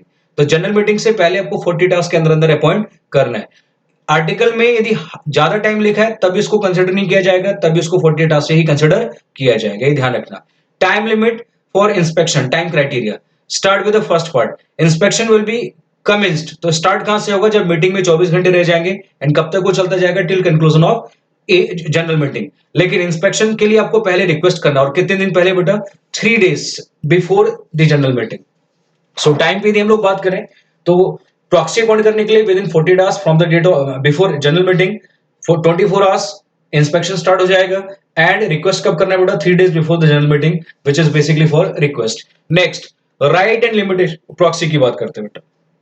Right. A proxy in general shall have no right to speak in a general meeting and shall not be entitled to vote except in case of the poll. तो ये सिर्फ पोल में ही क्या कर सकते हैं, vote कर सकते हैं बेटा। Next, limitation. A person appointed as a proxy shall not act as a proxy for more than 50 members. तो मतलब एक पॉइंट ऑफ टाइम पे एक पर्सन कितने लोगों के लिए प्रॉक्सी बन सकते हैं, 50। और यदि और साथ में उस 50 लोगों की एग्रीगेट होल्डिंग कितनी बेटा, 10% ज्यादा नहीं होना चाहिए। मान लो किसी पर्सन की मान लो 2 लोग हैं बेटा जिनकी एग्रीगेट होल्डिंग ऑलरेडी 10% हो गया, तो अब वो पर्सन जो प्रॉक्सी का रोल प्ले कर रहे हैं दोनों के लिए, वो किसी और पर्सन के प्रॉक्सी नहीं बन सकता है। हाँ, लेकिन यदि किसी एक मेंबर की होल्डिंग 10% या उससे ज्यादा है तो कंफर्म वो किसी एक पर्सन को प्रॉक्सी बना सकते हैं, एंड वो किसी और पर्सन के लिए प्रॉक्सी का रोल प्ले नहीं करेगा, वो सिर्फ और सिर्फ उसी पर्सन के लिए प्रॉक्सी का रोल प्ले करने वाला है बेटा। चलिए next part, other relevant provision is nothing. Start with the topic. In every notice, there shall be a reasonable prominent statement. A member entitled to vote and definitely how the proxy is going to be appointed. तो वो proxy के regarding पूरा detail provision लिखा होगा। और यदि नहीं लिखा है बेटा तो every officer of a company shall be liable for penalty. How much amount of rupees 5,000 over there. And ये पहले पॉइंट क्या था, अप टू 5,000, बट अभी कितना हो गया, ऑफ रुपीज 5,000। तो ये आपको ध्यान रखना है। तो मतलब नोटिस के साथ एक स्टेटमेंट प्रॉपरली क्लियरली मेंशन होना चाहिए किसके regarding, it's all about the proxy appointment over there, that member who attend and entitled to vote in a meeting also allowed to appoint the what, proxy over there. Next, member of a company registered under section number 8 shall not be entitled to appoint the proxy over there other than member। Generally section 8 company के अलावा normal जितने भी companies है बेटा, उसमें आप proxy किसी को भी अपॉइंट कर सकते हैं, चाहे वो कंपनी के मेंबर हो या फिर नहीं। लेकिन सेक्शन 8 कंपनी में क्लियर क्या बोला गया है, सिर्फ वही पर्सन प्रॉक्सी बन सकता है जो ऑलरेडी कंपनी का मेंबर है, उसके अलावा किसी और को आप प्रॉक्सी बाहर वाले को नहीं बना सकते हैं। Now I am going to start with the section number which one, 106, which deals with the restriction on voting right. As per the general term,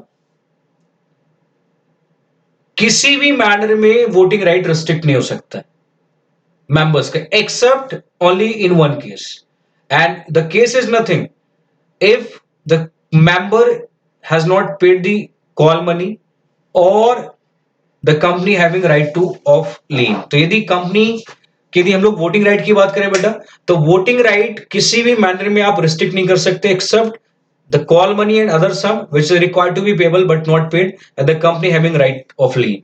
सिर्फ इसी केस में आपका क्या हो सकता है बेटा, वोटिंग राइट आपका सीज हो सकता है, इसके अलावा किसी और मैनर में वोटिंग राइट आपका रिस्ट्रिक्ट नहीं हो सकता है। A company shall not except the ground specified above. तो ground number 1 and ground number 2, तो किसी मैनर में किसी मेंबर का वोटिंग राइट ऑफ एक्साइज आप होल्ड नहीं कर सकते बेटा।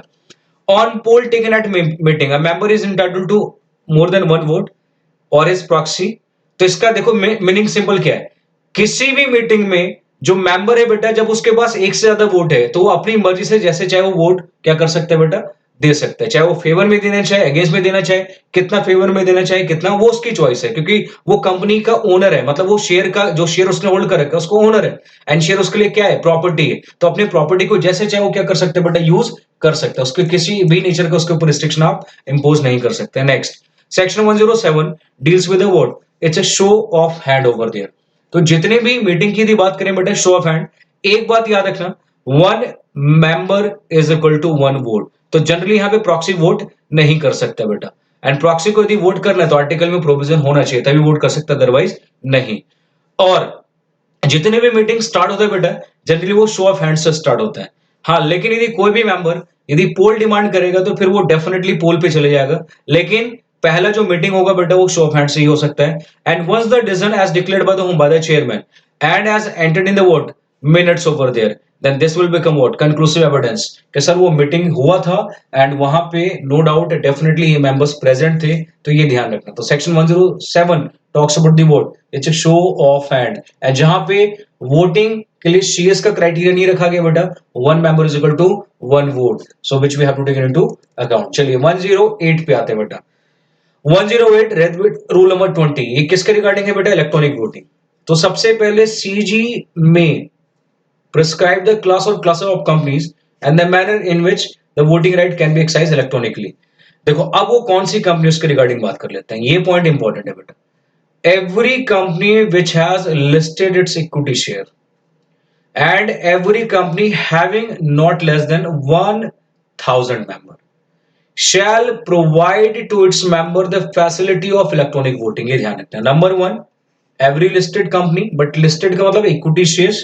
Number 2 every company having a number of members 1000 over there, then they can provide the vote, they shall provide, such company shall provide the voting right and which can be availed through electronically। तो electronically यहाँ पे आपके पास option दिया जाएगा। Next, Nidhi company और an enterprise और institutions, basically जो आपका सेबी एलओडी आपका आईसीडीआर में स्पेसिफाई किया गया बेटा, not required to provide the facility of electronic voting. But कौन सी कंपनी की बात करते हैं, निधि कंपनी या फिर सच अदर एंटरप्राइज और institutions referred in chapter number which one 10B और 10C of SEBI ICDR regulation. तो उन सभी कंपनीज को छोड़ के rest of the company, and यदि वो कंपनी लिस्टेड है बेटा और या फिर वो कंपनी इसमें नंबर ऑफ मेंबर्स कितने 1000 over there, they have to provide the facility of electronic voting। next पे आते हैं 109 and it's again important part, so I'm going to start with the next। so यहाँ पे किसके रिगार्डिंग है बेटा, rule number 21 will be there। तो 21 rule है, इट्स ऑल अबाउट द पोल। देखो मीटिंग शो ऑफ हैंड के थ्रू होगा या फिर पोल के थ्रू होता है या postal ballot. Show of hand किस में था 107 में, पोल किस में 109 में, एंड पोस्टल बैलेट अभी पढ़ेंगे एंड वो किस में आएगा बेटा 110। तो ये तीनों ही सेक्शन बैक टू बैक आपको ध्यान में रखना है। सबसे पहले डिमांड ऑफ पोल की बात करते हैं, पोल कब डिमांड करना है बेटा। तो सबसे फर्स्ट ऑन और before the declaration of result by the home by the chairman. तो आपका जो रिजल्ट है शो ऑफ हैंड के थ्रू उसको डिक्लेयर करने से पहले या फिर डिक्लेयर करते टाइम ही आपको क्या करना है, पोल आपको डिमांड करना है। नेक्स्ट, पोल के रिगार्डिंग नेक्स्ट पार्ट पे order, poll may be ordered to be taken by the chairman as per own motion. ये तो चेयरमैन खुद पोल के लिए आगे कैरी ऑन करने के लिए बोल सकते हैं बेटा, या फिर पोल शैल बी ऑर्डर, मतलब ऑर्डर देना कंपलसरी है इफ डिमांडेड। इसका मतलब है एक में शियोमोटो पावर रखा गया और एक में ऑब्लिगेशन हो गया। तो ये हो गया चॉइस, इट्स ऑप्शन, बट ये क्या है मैंडेटरी ऑब्लिगेशन, कि यहां पे पोल तो कैरी ऑन किया जाएगा, लेकिन कब, सबसे first company having share capital, then company having not share capital. Poll यदि डिमांड किया गया बेटा, either by the member or proxy or combination of both, जिनकी होल्डिंग कितनी है 1/10 ऑफ टोटल वोटिंग पावर, या फिर 55 lakh rupees in aggregate of paid up share capital.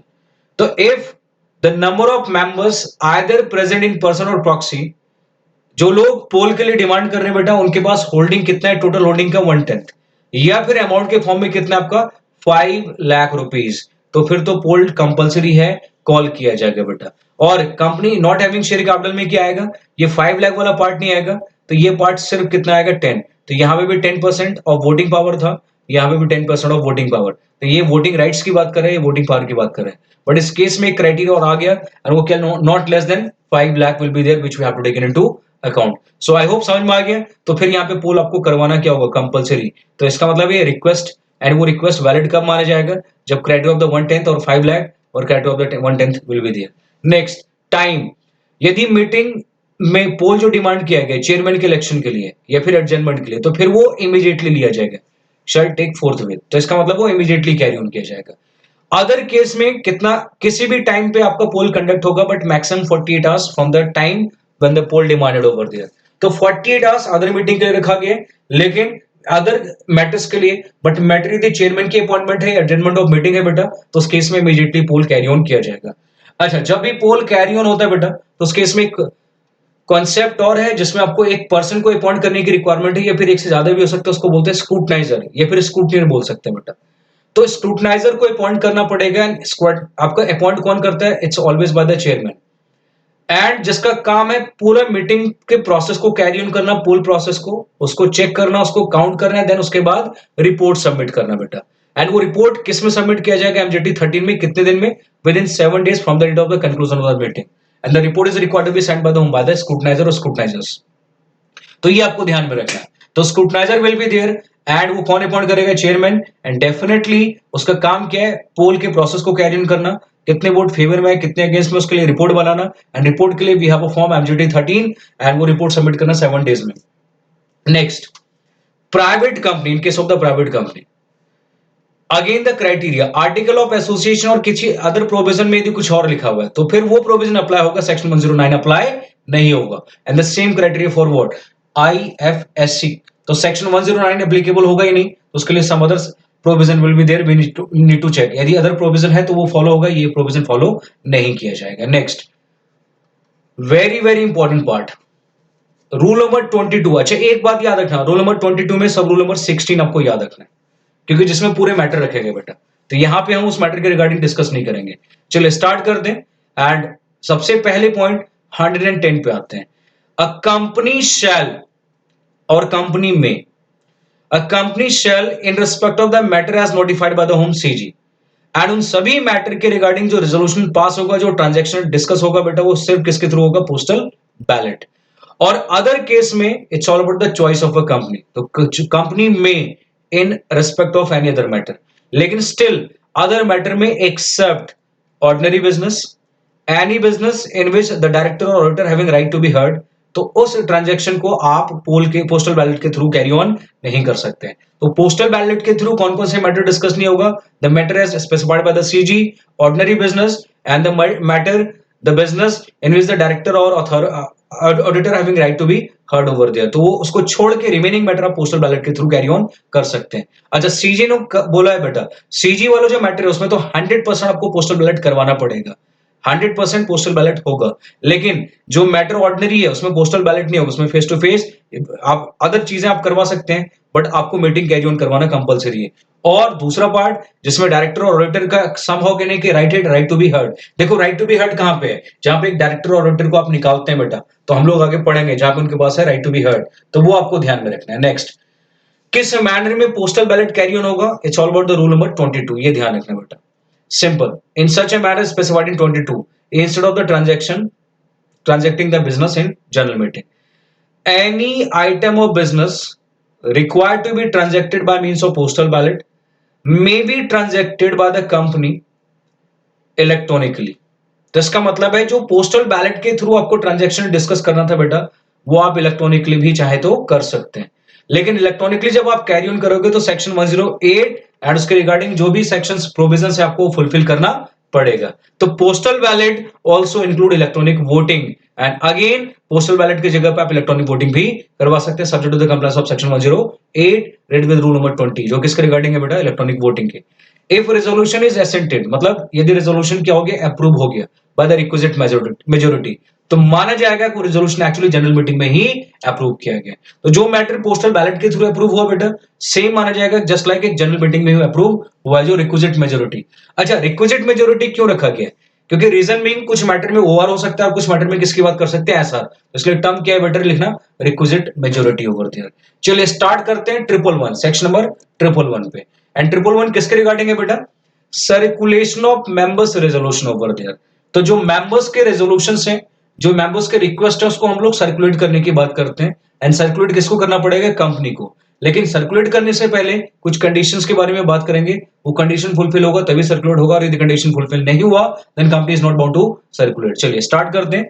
सबसे पहले, a company shall on valid requisition give a notice to the members of any particular resolution which may be properly moved at the meeting over there or intended to be moved, circulate to the member the statement over there। तो इसका मतलब है notice is going to be circulated और statement is going to be given over there।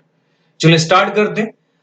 लेकिन company shall not be bound to give a circular you can say notice और statement. कब वो notice और स्टेटमेंट नहीं दिया जाएगा बेटा, पहले फर्स्ट पार्ट पर copy of valid requisition deposited at registered office in case of requisition which is relating to the notice, then कितने दिन पहले डिपॉजिट करना है बेटा, not less than 6 weeks before the general meeting, और in case of other requisition मतलब notice के अलावा then not less than 2 weeks before the meeting। तो यदि आपने नोटिस किसके लिए दिया बेटा, रेजोल्यूशंस के regarding, then definitely 6 week before आपको देना पड़ेगा। एंड यदि आपने वो किसके लिए दिया बेटा, एनी अदर रिक्विजिशन के लिए, अदर रिक्वेस्ट है आपका, तो definitely not less than 2 weeks over there which is required to be given. देखो इस केस में एक तरह से हम लोग मीटिंग कॉल करवाने की बात कर रहे हैं, और इस केस में मीटिंग कॉल करवाने की बात नहीं कर रहे हैं, किसी मैटर को जो हम लोग मीटिंग में डिस्कस करना चाहते हैं, क्योंकि आगे जाके ऑटोमेटिकली समझ में आ जाएगा। इसके रिगार्डिंग तो ऑलरेडी हमने पढ़ा था सेक्शन नंबर 100, तो आई होप वहां पे समझ में आना चाहिए बेटा। तो यहाँ पे 100 की बात करते हैं, तो वहां पे नोटिस किसके रिगार्डिंग, मीटिंग के रिगार्डिंग, क्योंकि लॉजिकली आपको टर्म देखोगे तो ऑटोमेटिकली समझ में आ जाएगा। नेक्स्ट, देयर इज डिपॉजिटेड और tendered with the requisition a sum reasonably sufficient to meet the company's expense over there in giving effect thereto। तो इसका मतलब है जो सर्कुलेट करने के लिए जो पैसा खर्च होगा बेटा, अगेन जो रीजनेबल अमाउंट है वो आपको डिपॉजिट करना पड़ेगा। तो along with the notice, along with the what circulation of the statement, you have to give up money and which is basically sufficient for the purpose of incurring the cost।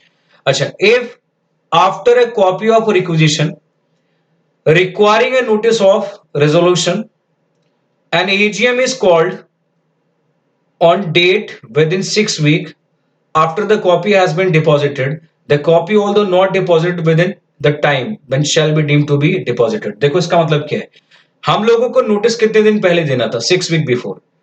तो आपने notice तो दिया, लेकिन in between उसमें AGM हो गया, तो आपको देना था मीटिंग से पहले 6 वीक, लेकिन उससे पहले क्या हो गया, मीटिंग हो गया। तो 6 वीक के अंदर यदि मीटिंग हो गया तो जो नोटिस आपने दिया था बेटा वो वैलिड था और वैलिड ही रहेगा, इवन दो वहां पे आपका मीटिंग इवन वो 6 वीक के अंदर अंदर हो गया, मतलब वो नोटिस आपका 6 वीक बिफोर नहीं दिया गया, क्योंकि यहाँ पे वर्ड क्या है, meeting, and meeting can B AGM और ईजीएम, तो ये आपको ध्यान रखना। तो कोई भी मीटिंग यदि हो गया बेटा, तो यदि एजीएम उस पीरियड में कंडक्ट हो गया तो नोटिस आपका वैलिड ही माना जाएगा, वो नोटिस आपका इनवैलिड नहीं कंसिडर करेंगे। Next, the company shall not be bound to circulate this statement if on an application either company or any agreed person to the CG। अब देखो इसमें क्या बोला गया कि जो स्टेटमेंट सर्कुलेट करना है बेटा, then there is no requirement to circulate the statement. यदि सीजी को कंपनी ने या फिर किसी भी एग्रीड पर्सन ने रिक्वेस्ट किया, ये बोला कि सर वो सर्कुलेट करना नीडलेस है, बेकार में, समहाउ कहने कि वो पर्सन पब्लिसिटी लेना चाह रहे हैं, तो फिर उस केस में सीजी क्या कर सकता है, समहाउ कहने की रिस्ट्रिक्ट कर सकते हैं कि अब उसको सर्कुलेट करने की रिक्वायरमेंट नहीं है। तो जो ऑब्लिगेशन था सर्कुलेट करने का उससे आप बच सकते हैं, बट वो कब, जब आप क्या करते हैं, जब आप सीजी के सामने एक एप्लीकेशन लगाते हो और प्रूव कर देते हैं it's abuse of the power and somehow it's all about the publicity over there and it's nothing over there, कोई मोटिव नहीं है, सिर्फ publicity etcetera over there. So what we can do, we can approach to the CG for the purpose of you can say that stopping the circulation। Next, if there is a default, then company and officer in default punishable with a penalty of rupees 25,000 which we have to take into account. 112 and 113 back to back है provision बेटा, एक दूसरे से interconnected है. Company में यदि president और governor member है बेटा, तो कंफर्म है प्रेसिडेंट और गवर्नर तो मीटिंग में आएंगे नहीं. सो वो क्या कर सकते हैं बेटा, रिप्रेजेंटेटिव को अपॉइंट कर सकते हैं. एंड जो रिप्रेजेंटेटिव अपॉइंट होगा बेटा, उसके पास सिमिलर पावर माना जाएगा जो प्रेसिडेंट और गवर्नर के पास था बेटा, including the power to appoint proxy. So including the right to appoint proxy. तो a person so appointed as a representative deemed to be member and exercise all such particular rights or power including the right to appoint proxy over there. तो ये आपको ध्यान में रखना बेटा. 113 भी same है, बट सिर्फ ये है कि इस बार हम लोग किसके रिगार्डिंग, कॉर्पोरेशन की बात करते हैं, कंपनी की बात करते हैं, बॉडी की बात करते हैं. तो यदि ये कंपनी के मेंबर है और क्रेडिटर है बेटा, तो जब भी कंपनी का मीटिंग होगा, चाहे वो कंपनी के जनरल मीटिंग की बात करते हैं, क्रेडिटर्स की मीटिंग, तो क्या होगा, इस कंपनी में बोर्ड रेजोल्यूशन पास होगा और किसी भी एक पर्सन को ऑथराइज किया जाएगा to become as a representative over there. And जो यहाँ पे रिप्रेजेंटेटिव बनेगा बेटा, उसके पास वही सेम पावर होने वाला है जो स्पेसिफिकली कंपनी के पास होगा. तो इसका मतलब है the person authorised having what, same rights and power, and the right also include the right to appoint proxy over there, and also having right to vote in a poll, postal ballot, anything will be there. तो ये आपको ध्यान में रखना है. तो ये किसके रिगार्डिंग बात कर रहे थे, 112 it's governor and president, 113 which deals with the representative of corporation, तो कॉर्पोरेशन की बात कर रहे थे. नेक्स्ट 114 बेटा, सिंपल वर्ड, ऑर्डिनरी और स्पेशल रेजोल्यूशन. देखो ऑर्डिनरी रेजोल्यूशन कब माना जाएगा, जितने भी वोट फेवर में है बेटा, इंक्लूडिंग वोट ऑफ चेयरपर्सन, वो ज्यादा है क्या बेटा, वोट जो अगेंस्ट में किया गया. सर यहां पे चेयरमैन क्यों लिया आपने, क्योंकि रीजन बीइंग यदि 50-50 सिचुएशन हो गया बेटा, तो कन्फर्म वो रेजोल्यूशन नहीं माना जाएगा. तो इसका मतलब है एक वोट किसके पास होता है, चेयरमैन, एंड वो जैसे उसने वोट किया तो उसका मतलब मोर देन 50% हो जाएगा. तो ऑर्डिनरी का मतलब क्या है, मेजोरिटी, एंड मेजोरिटी का मतलब क्या है, मोर देन 50%. एंड यदि 50-50 का सिचुएशन है, then the casting vote and the veto power वो किसके पास होगा, चेयरमैन ऑफ द मीटिंग, तो उसका भी वोट काउंट किया जाएगा. अच्छा, स्पेशल रेजोल्यूशन की बात यदि करें बेटा, तो कब माना जाएगा, सिंपल है, जो वोट हुआ है बेटा फेवर में, वो कितना होना चाहिए, ग्रेटर देन इक्वल टू 75% और मोर, विच मीन 3 टाइम्स. और वो किससे बेटा, जो अगेंस्ट में वोट किया गया. और आपको मीटिंग में जो नोटिस आप देने वाले हैं, तो वो आपको मेंशन करना पड़ेगा क्या आप करने वाले हैं, एसआर पास करने वाले हैं. तो आप एसआर पास करने वाले हैं, तो उसके रिगार्डिंग प्रॉपरली जो नोटिस दिया जाएगा उसमें मेंशन किया जाएगा बेटा. नेक्स्ट पार्ट, जो वोट कास्ट होगा वो 3 times of the vote against होना चाहिए, लिखा हुआ है not less than 3 times the number of vote cast against over there, चाहे फिजिकली हो, electronically, anything can be there. तो और एसआर किसको बोला जाएगा, आई होप समझ में आ गया point. Now I am going to start with the next part, and this is basically section number 115. ये किसके रिगार्डिंग है बेटा, रेजोल्यूशन रिक्वायर स्पेशल नोटिस. देखो कंपनी में ओआर ही होगा या फिर एसआर ही होता है बेटा, लेकिन आप किसी पर्टिकुलर मैटर को कंपनी के मीटिंग में डिस्कस करना चाहते हैं, तो उसके लिए आपको क्या करना पड़ेगा, you have to give a special notice. तो क्या वर्ड लिखा है, where by any provision as specifically under this act or AOA special notice is required, then definitely special notice is mandatory. But कब special notice आपका valid माना जाएगा, the notice is required to be given shall be signed individually or collectively by such number of members, और उनकी holding कितनी होनी चाहिए बेटा, not less than 1% of the total voting power or not less than 5 lakh over there. तो वो notice जो आपने दिया बेटा वो वैलिड माना जाएगा. पहला पॉइंट तो ये कि कब नोटिस वैलिड होगा. दूसरा, नोटिस कितने दिन पहले देना है बेटा, simple, not earlier than 3 months before meeting and not less than 14 days before the meeting. तो इसका मतलब है जनरल मीटिंग जो होने वाला है बेटा, उससे जो मैक्सिमम टाइम है वो 3 months है, बट मिनिमम टाइम जो क्राइटेरिया 14 days. तो इसका मतलब 14 days से पहले देना है, बट वो 3 months से आपको ध्यान रखना है एक्सीड नहीं होना चाहिए. तो 3 months should not be exceeded over there, and 14 days definitely उससे पहले आपको मीटिंग देने की रिक्वायरमेंट है बेटा. लेकिन उस 14 days में क्या क्या एक्सक्लूड होगा, द डे ऑफ नोटिस, जिस दिन आपने नोटिस दिया, और day of meeting, both will be excluded over there. ये आपको ध्यान में रखना है. Next part, company shall immediately. अब हम लोग बात करते हैं कंपनी की. तो 14 days पहले हमने नोटिस दिया, company shall at least 7 days before the general meeting क्या करना पड़े, उस पर्टिकुलर स्पेशल नोटिस को सर्कुलेट करना पड़ेगा each and every member over there. So excludes, लेकिन उसमें क्या क्या एक्सक्लूड करना है, अगेन डिस्पैच एंड जो मीटिंग का डे है बेटा उसको छोड़ के। तो 7 days पहले देखो यहाँ पे सिंपल है, ये जनरल मीटिंग था, 14 days पहले नोटिस कंपनी में दे दिया गया। उसके बाद ये 7 days का क्राइटेरिया, उससे पहले अब क्या करना है, कंपनी की ड्यूटी है मेंबर्स को सर्कुलेट करने का। अच्छा 7 days में सभी मेंबर को यदि पॉसिबल नहीं है नोटिस देना बेटा, तो बेटर क्या है, newspaper advertisement. And you know very well, one English language and the second one it's vernacular, where the company having registered office and जो जिस रीजन में जिस जहां पे भी सिचुएटेड है, and also posted on website. तो ये था आपको section 115 which we have to take into account. Next पे आते हैं 116 पे आते हैं बेटा, ये ऑलरेडी हमने डिस्कस कर लिया था। एडजर्न मीटिंग में जो रेजोल्यूशन पास होगा वो माना कब से जाएगा, जिस दिन एक्चुअली वो रेजोल्यूशन पास किया गया। तो start with the topic where resolution pass at adjourn meeting of a company, the class meeting over there or board meeting, then the resolution be treated as having been what passed on the date on which the actually resolution passed and shall not be deemed to have been passed earlier over there। तो जिस दिन वो resolution pass हुआ from that day onwards उसका effectiveness होगा बेटा, उससे पहले नहीं होने वाला है। इसका मतलब उस रेजोल्यूशन का रेट्रोस्पेक्टिव इफेक्ट नहीं होगा, उसको क्या बोलेंगे, प्रोस्पेक्टिव इफेक्ट माना जाएगा। Next 117 certain resolutions agreement which is required to be filed with the home with the ROC। तो in this case I am talking about the what number of resolutions or agreement as required to be filed with the home with the ROC। अब पहले कुछ point है जो हम लोगों को यहाँ पे ध्यान रखना है।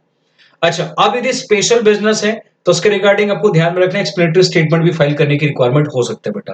कितने दिन पहले फाइल करना है, तो सबसे पहले लिखा हुआ है एवरी कॉपी ऑफ रेजोल्यूशन और एग्रीमेंट, जो यहाँ पे लिखा हुआ है फाइल्ड विद द आरओसी, और शेल लिखा हुआ है, इसका मतलब मैंडेटरी फाइल करना है। कितने दिन में बेटा, 30 days from the date of passing such resolution or making such agreement, which form MGT 14 में फाइल करना है बेटा, along with such fee as may be specified.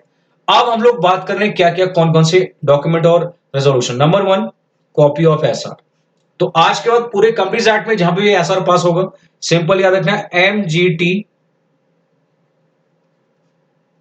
14, ROC 30 days, ये तीन चीजें आपको एक साथ याद रखना है। Resolution which is required to be approved by all the members, मतलब ऐसा रेजोल्यूशन जिसमें हर जितने मेंबर्स थे सबके अप्रूवल चाहिए, लेकिन सबके अप्रूवल नहीं हो पाया। तो जब सबके अप्रूवल नहीं हो लेकिन स्टिल उस रेजोल्यूशन को इफेक्टिव कंसिडर किया गया बाय वे ऑफ एसआर, तो इसका मतलब उस रेजोल्यूशन को आप इफेक्टिव बनाने के लिए आपको एसआर पास करना पड़ेगा। तो इसका मतलब उस रेजोल्यूशन का भी कॉपी हमें फाइल करना है, क्योंकि एट द एंड यहाँ पे वर्ड क्या गया एसआर। तो इसका मतलब जिसमें यूनानिमस वोट चाहिए था बट यूनानिमस नहीं मिला, तो अब यदि इसको इफेक्टिव बनाना है तो agreed by number of members, and वो कैसे बेटा, unless SR is going to be passed. इसका मतलब है 3/4 की बात करें, 3/4 एग्री होना चाहिए प्लस उस मैटर को क्या करने का, उस रेजोल्यूशन को इफेक्टिव बनाने का, and 3/4 is nothing, SR will be there. Next any resolution of the board but the resolution or agreement regarding the what appointment or reappointment, renewal or variation in terms of appointment etc of MD।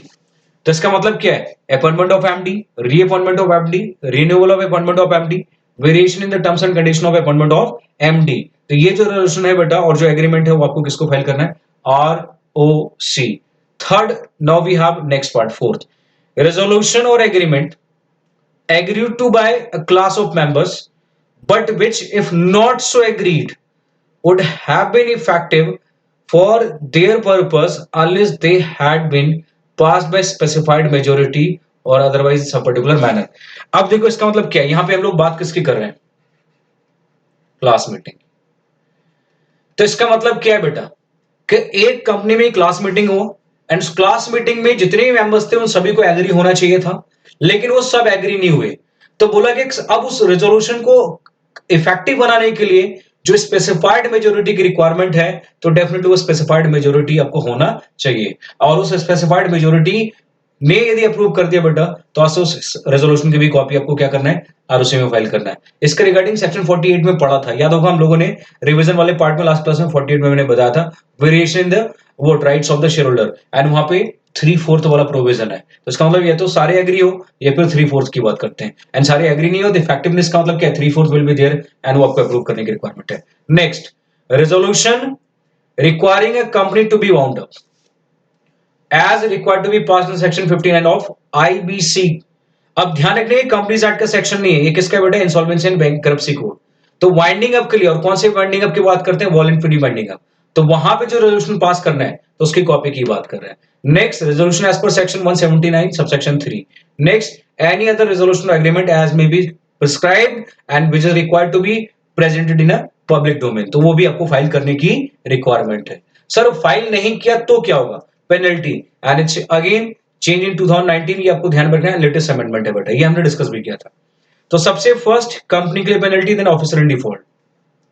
So company के लिए क्या penalty है बेटा, penalty of ₹1,00,000, और in case of the continuous failure further fine of ₹500 per day, but maximum up to 25 lakh.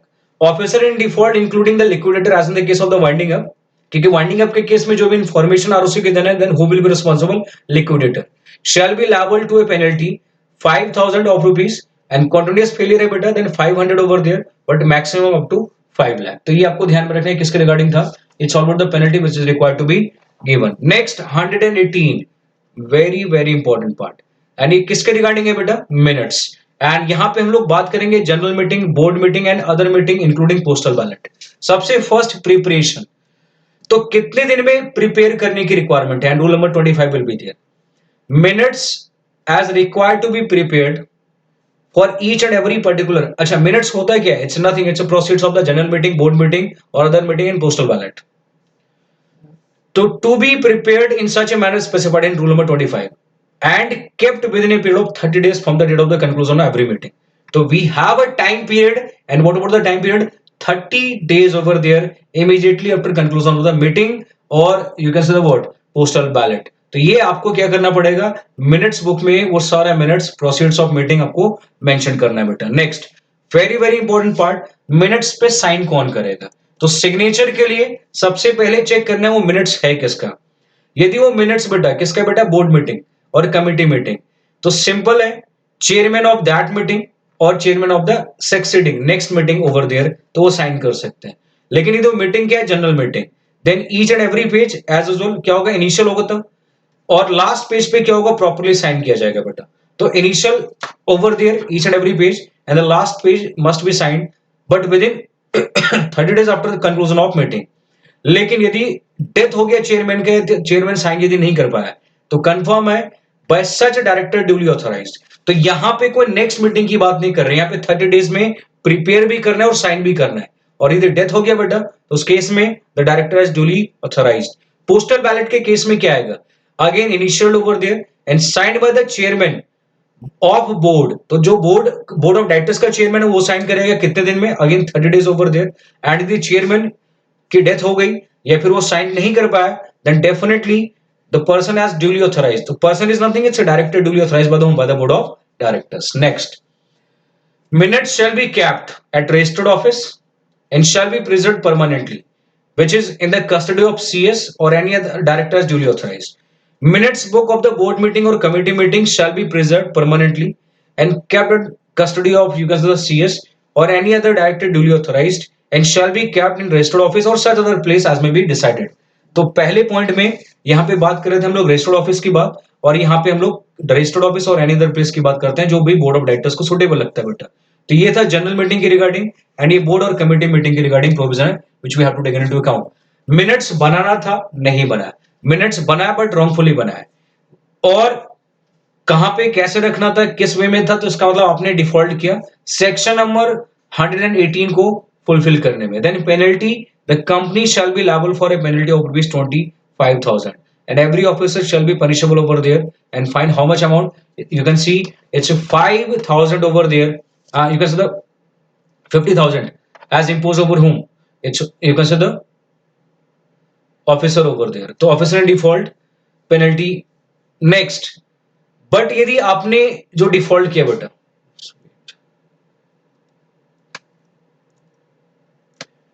इसको 5,000 करना है, it's not 50,000।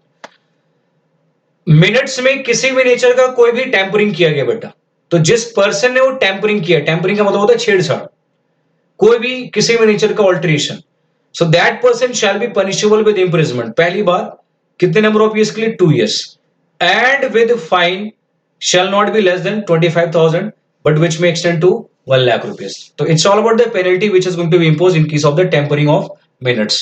Next, 119, which deals with the inspection of the minutes book of general meeting. Then definitely minutes as kept at the registered office, you know very well, be open during business hours on a working day. Inspection over there by the member free of cost, but for how many number of hours? Minimum, not less than 2 hours over there. If a member make a request for the purpose of getting the copy of the minutes, but we need to pay the fee as specified in article, but maximum 10 rupees per page, then within 7 days the request will definitely be what, fulfilled. तो 7 दिन के अंदर अंदर आपको क्या करना पड़ेगा, minutes की कॉपी आपको फॉरवर्ड करने की रिक्वायरमेंट है. और यदि आपने इंस्पेक्शन के लिए मना किया, कॉपी देना था बट आपने नहीं दिया, then penalty for company same 25,000 and 5,000 over there for each such default, जो ऊपर अभी पड़ा बेटा. 120 पे आते हैं. Next important section over there for all of us. 120 read with, you can say the what, we have a rule number which one, 27.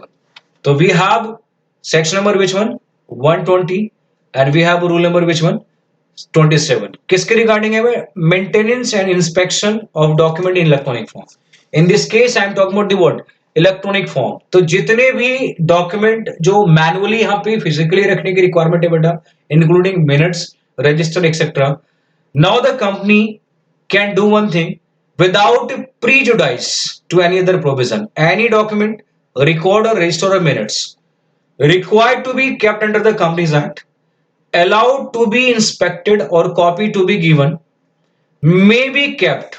तो इसका मतलब है यहां से प्रोविजन अलग, may be kept or inspected or copy given in electronic form. तो इसका मतलब है the document, the record, the register, the minutes etc. can be kept in electronic form and can be allowed the inspection and you can provide the copy thereof electronically over there, but subject to the compliance of rule number 27. Every listed company or a company having not less than 1,000 shareholder, a debenture holder or other security holder may maintain its record as required to be maintained under this act manually or physically.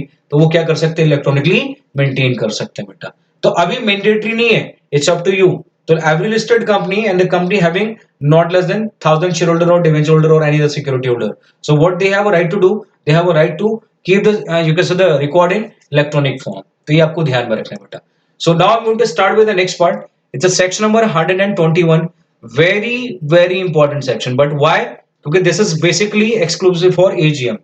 तो AGM के लिए सिर्फ और सिर्फ ये section रखा गया बेटा. तो ये ध्यान रखना. यहां पे हम लोग क्या पढ़ रहे हैं, सबसे पहले एप्लीकेबिलिटी किसके लिए मैंडेटरी है. Every listed public company shall prepare in accordance with the rule number 31 a report on each AGM including the confirmation to that effect that meeting was convened held conducted except over there. तो हर listed public company को, listed public company ध्यान रखना, irrespective of capital whatever it is, there is a requirement to prepare a report on AGM. Now signing aspect, तो ये था preparation. तो किसको बनाना है, ये साइन की बात कर, signed and dated by chairman of the meeting, और in case of the inability to sign then any two director one of whom shall be MD and if there is one and साथ में CS की बात करें तो इसका मतलब देखो यहाँ पे क्या है, two directors and CS, out of two if MD then one director one MD and CS, so which we have to take into account. तो सिग्नेचर यहाँ पे करने की बात जो है बेटा वो आपको ध्यान में रखना है. तो signature bye the chairman, or in case of the inability over there then two directors or MD over there if there is an one and CS will be there. Next, the company shall file with the ROC the particular return in MGT 15 within a period of 30 days from the date of the conclusion of AGM. Normal fee delay हुआ तो additional fee will be. तो ROC को आपको क्या करना है, ये particular report आपको फाइल करना है एजीएम के regarding, and we have a time period of 30 days and we have again form and what are the form, it's MGT 15 which we have to take into account. चलिए next पे आते हैं बेटा. Next, penalty 121 का यदि आपने default किया, which means if there is a failure to file the report before the expiry of the period, then such company, सबसे पहले कंपनी की बात करते हैं, liable for a penalty of ₹1 lakh, and if the default which is of continuous nature, then further fine of ₹500 for each day, but maximum up to 5 lakh। जो पीछे पड़ा था ऑलमोस्ट वैसे ही आ रहा है। एवरी ऑफिसर, तो ये हो गया कंपनी के लिए number 1, and number 2 officer who is in default shall be punishable with fine not less than 25,000, but if there is a continuous default then 500 per day, but maximum up to 1 lakh, which we have to take into account। तो ये था कहानी किसके regarding बेटा, 121। Now we have 122 and it's exclusively for one person company। तो क्या लिखा है यहां पे, section number 96, section number 100 to 111 both inclusive shall not be applicable over OPC। तो एक बात कंफर्म है, 9800 से लेकर 111 तक किसी भी नेचर का कोई भी section as it is OPC पे अप्लाई नहीं होगा। 98 calling of AGM by the NCLT, 100 variable, तो सारे प्रोविजन यहाँ पे अप्लाई नहीं होंगे बेटा। हाँ, लेकिन जो प्रोविजन ऑर्डिनरी और स्पेशल ऑर्डिनरी बिजनेस के रिगार्डिंग है, तो वो आपको प्रोविजन ओपीसी के लिए ध्यान रखना है। तो यहाँ पे क्या लिखा है, the ordinary businesses which a company other than OPC is required to be transacted in AGM shall be transacted even in case of the OPC in the following manner। तो वो ऑर्डिनरी बिजनेस तो even OPC के case में भी होगा बेटा, but वो किस मैनर में होगा उसके रिगार्डिंग यहां पे बात कर लेते हैं। It shall be sufficient if in case of the OPC the resolution is communicated bye a member and entered in the minutes book and signed and dated by the member, then such a date shall be deemed to be the what, general meeting. तो इसका मतलब है OPC में एक ही member है, तो resolution prepare करना, communicate करना, मिनट्स में ऐड करना और साइन करना, तो मान लिया जाएगा कि ओपीसी के केस में ऑर्डिनरी बिजनेस वो ट्रांजैक्ट हुआ, जैसे हम लोग एजीएम में ट्रांजैक्ट करते हैं अदर कंपनी के केस में। और जब हम लोग बात करते हैं किसी भी ट्रांजैक्शन जो बोर्ड मीटिंग में डिस्कस होता है बेटा, तो where there is only one directors, देखो एक बात ध्यान रखना, ओपीसी में एक से ज्यादा डायरेक्टर है तो ये प्रोविजन अप्लाई नहीं होगा। ये प्रोविजन कब अप्लाई होगा, when OPC having only one director in a board, then definitely the business has required to be transacted in a board meeting. तो जो यहां पे प्रोविजन था वैसे यहां पे सिर्फ डिफरेंस क्या है, इन case of OPC it will be sufficient when the resolution bye such director entered the minutes, signed and dated properly, and then it shall be deemed to be what, a board meeting। तो जिस date पे minutes में आपने वो enter किया, जिस दिन पे वो आपने साइन किया, जो डेट आपने उसमें लिखा बेटा, so that date that particular provision is set to what, it's a board meeting. तो ओपीसी में मीटिंग कब होगा बोर्ड ऑफ डायरेक्टर्स का, जब एक से ज्यादा डायरेक्टर है बेटा, और यदि एक ही मेंबर है और एक ही ओपीसी मेंबर तो एक ही है बेटा, डायरेक्टर भी यदि एक है, तो कंफर्म है कि जो ऑर्डिनरी बिजनेस ट्रांजैक्ट होना था सेक्शन 102 में नॉर्मल कंपनी में एजीएम में, वो ओपीसी में मान लिया जाएगा कि एजीएम में ट्रांजैक्ट हुआ जब प्रॉपर्ली उसको मेंबर को कम्युनिकेट किया जाए, मेंबर के थ्रू मिनट्स में लिखा जाएगा और साथ में साइन करने की बात करें bye such particular members, and the same criteria for what, and you can see the what, it's a board meeting if OPC consist of only one director. तो ये था कहानी किसके रिगार्डिंग बेटा, it's all about the management and administration. तो overall section की यदि बात करें बेटा, तो सेक्शन नंबर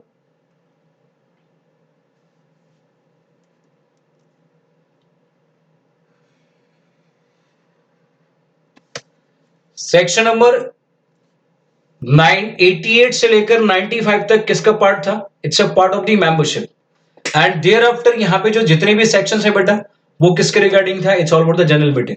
और कौन कौन से सेक्शंस इंपॉर्टेंट थे ये मैंने आपको मार्क करवा दिए। और एक बात ध्यान रखना, यहाँ पे स्टार्टिंग में सेक्शन का जो पूरा लिस्ट है, सो दैट कि आप उसको क्या कर सकते हैं, जितने भी सेक्शंस हैं वो प्रॉपर्ली आप रिवाइज कर सकते हैं बेटा, सो वो डेफिनेटली आपके लिए हेल्पफुल रहेगा। लेकिन please make sure one by one जितने भी सेक्शंस वो आपको डेफिनेटली क्या करना है, रिटेन करना है। देखो एक बात ध्यान रखना है, जितने एफर्ट्स एज अ फैकल्टी जो भी है बेटा आपके लिए लगा रहे हैं, तो उम्मीद करता हूं आप लोग भी डेफिनेटली अपना एफर्ट्स लगाएंगे। देखो मैं इवन पहले भी मैंने कुछ सेक्शंस रिवीजन डाला था, उसके बाद भी कंप्लीट में रिवीजन इसलिए डाल रहा हूं सो दैट कि जो भी बच्चों को eight the and problem arise होता है वो प्रॉब्लम नहीं होना चाहिए बेटा। सो प्लीज मेक श्योर कि पूरा मीटिंग का टॉपिक बहुत अच्छे से आपको पढ़ना है, गो थ्रू करना है, एंड किसी मैनर में इसको लाइटली लेके नहीं चलना है बेटा। सो मैं उम्मीद कर रहा हूं कि आप लोगों को बहुत अच्छे से जो पढ़ाई है वो आप लोग कैरी ऑन कर रहे होंगे, एंड एग्जाम के लिए आप डेफिनेटली प्रिपरेशन अपना कर रहे होंगे। हाँ, एक चीज जो प्री एग्जामिनेशन टेस्ट था जो डेफिनेटली फॉर अ टाइमिंग 31 मार्च तक मई तक एक्सटेंड कर दिया गया।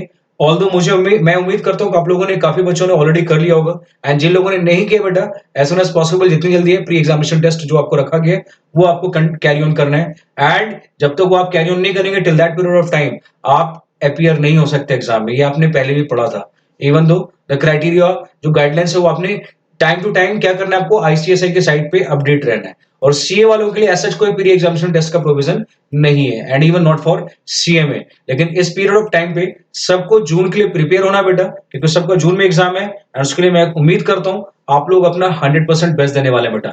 Thank you so much. General meeting का पूरा पार्ट यहाँ पे हम लोगों ने खत्म किया, एंड नेक्स्ट में आगे जो फर्दर टॉपिक डिस्कस में करने वाला हूं वो पहला जो पार्ट है वो डायरेक्टर में करने वाला हूं। अब ध्यान रखना, डायरेक्टर सीएमए में, डायरेक्टर इंटर में लिमिटेड पार्ट है वो यहां पे होगा।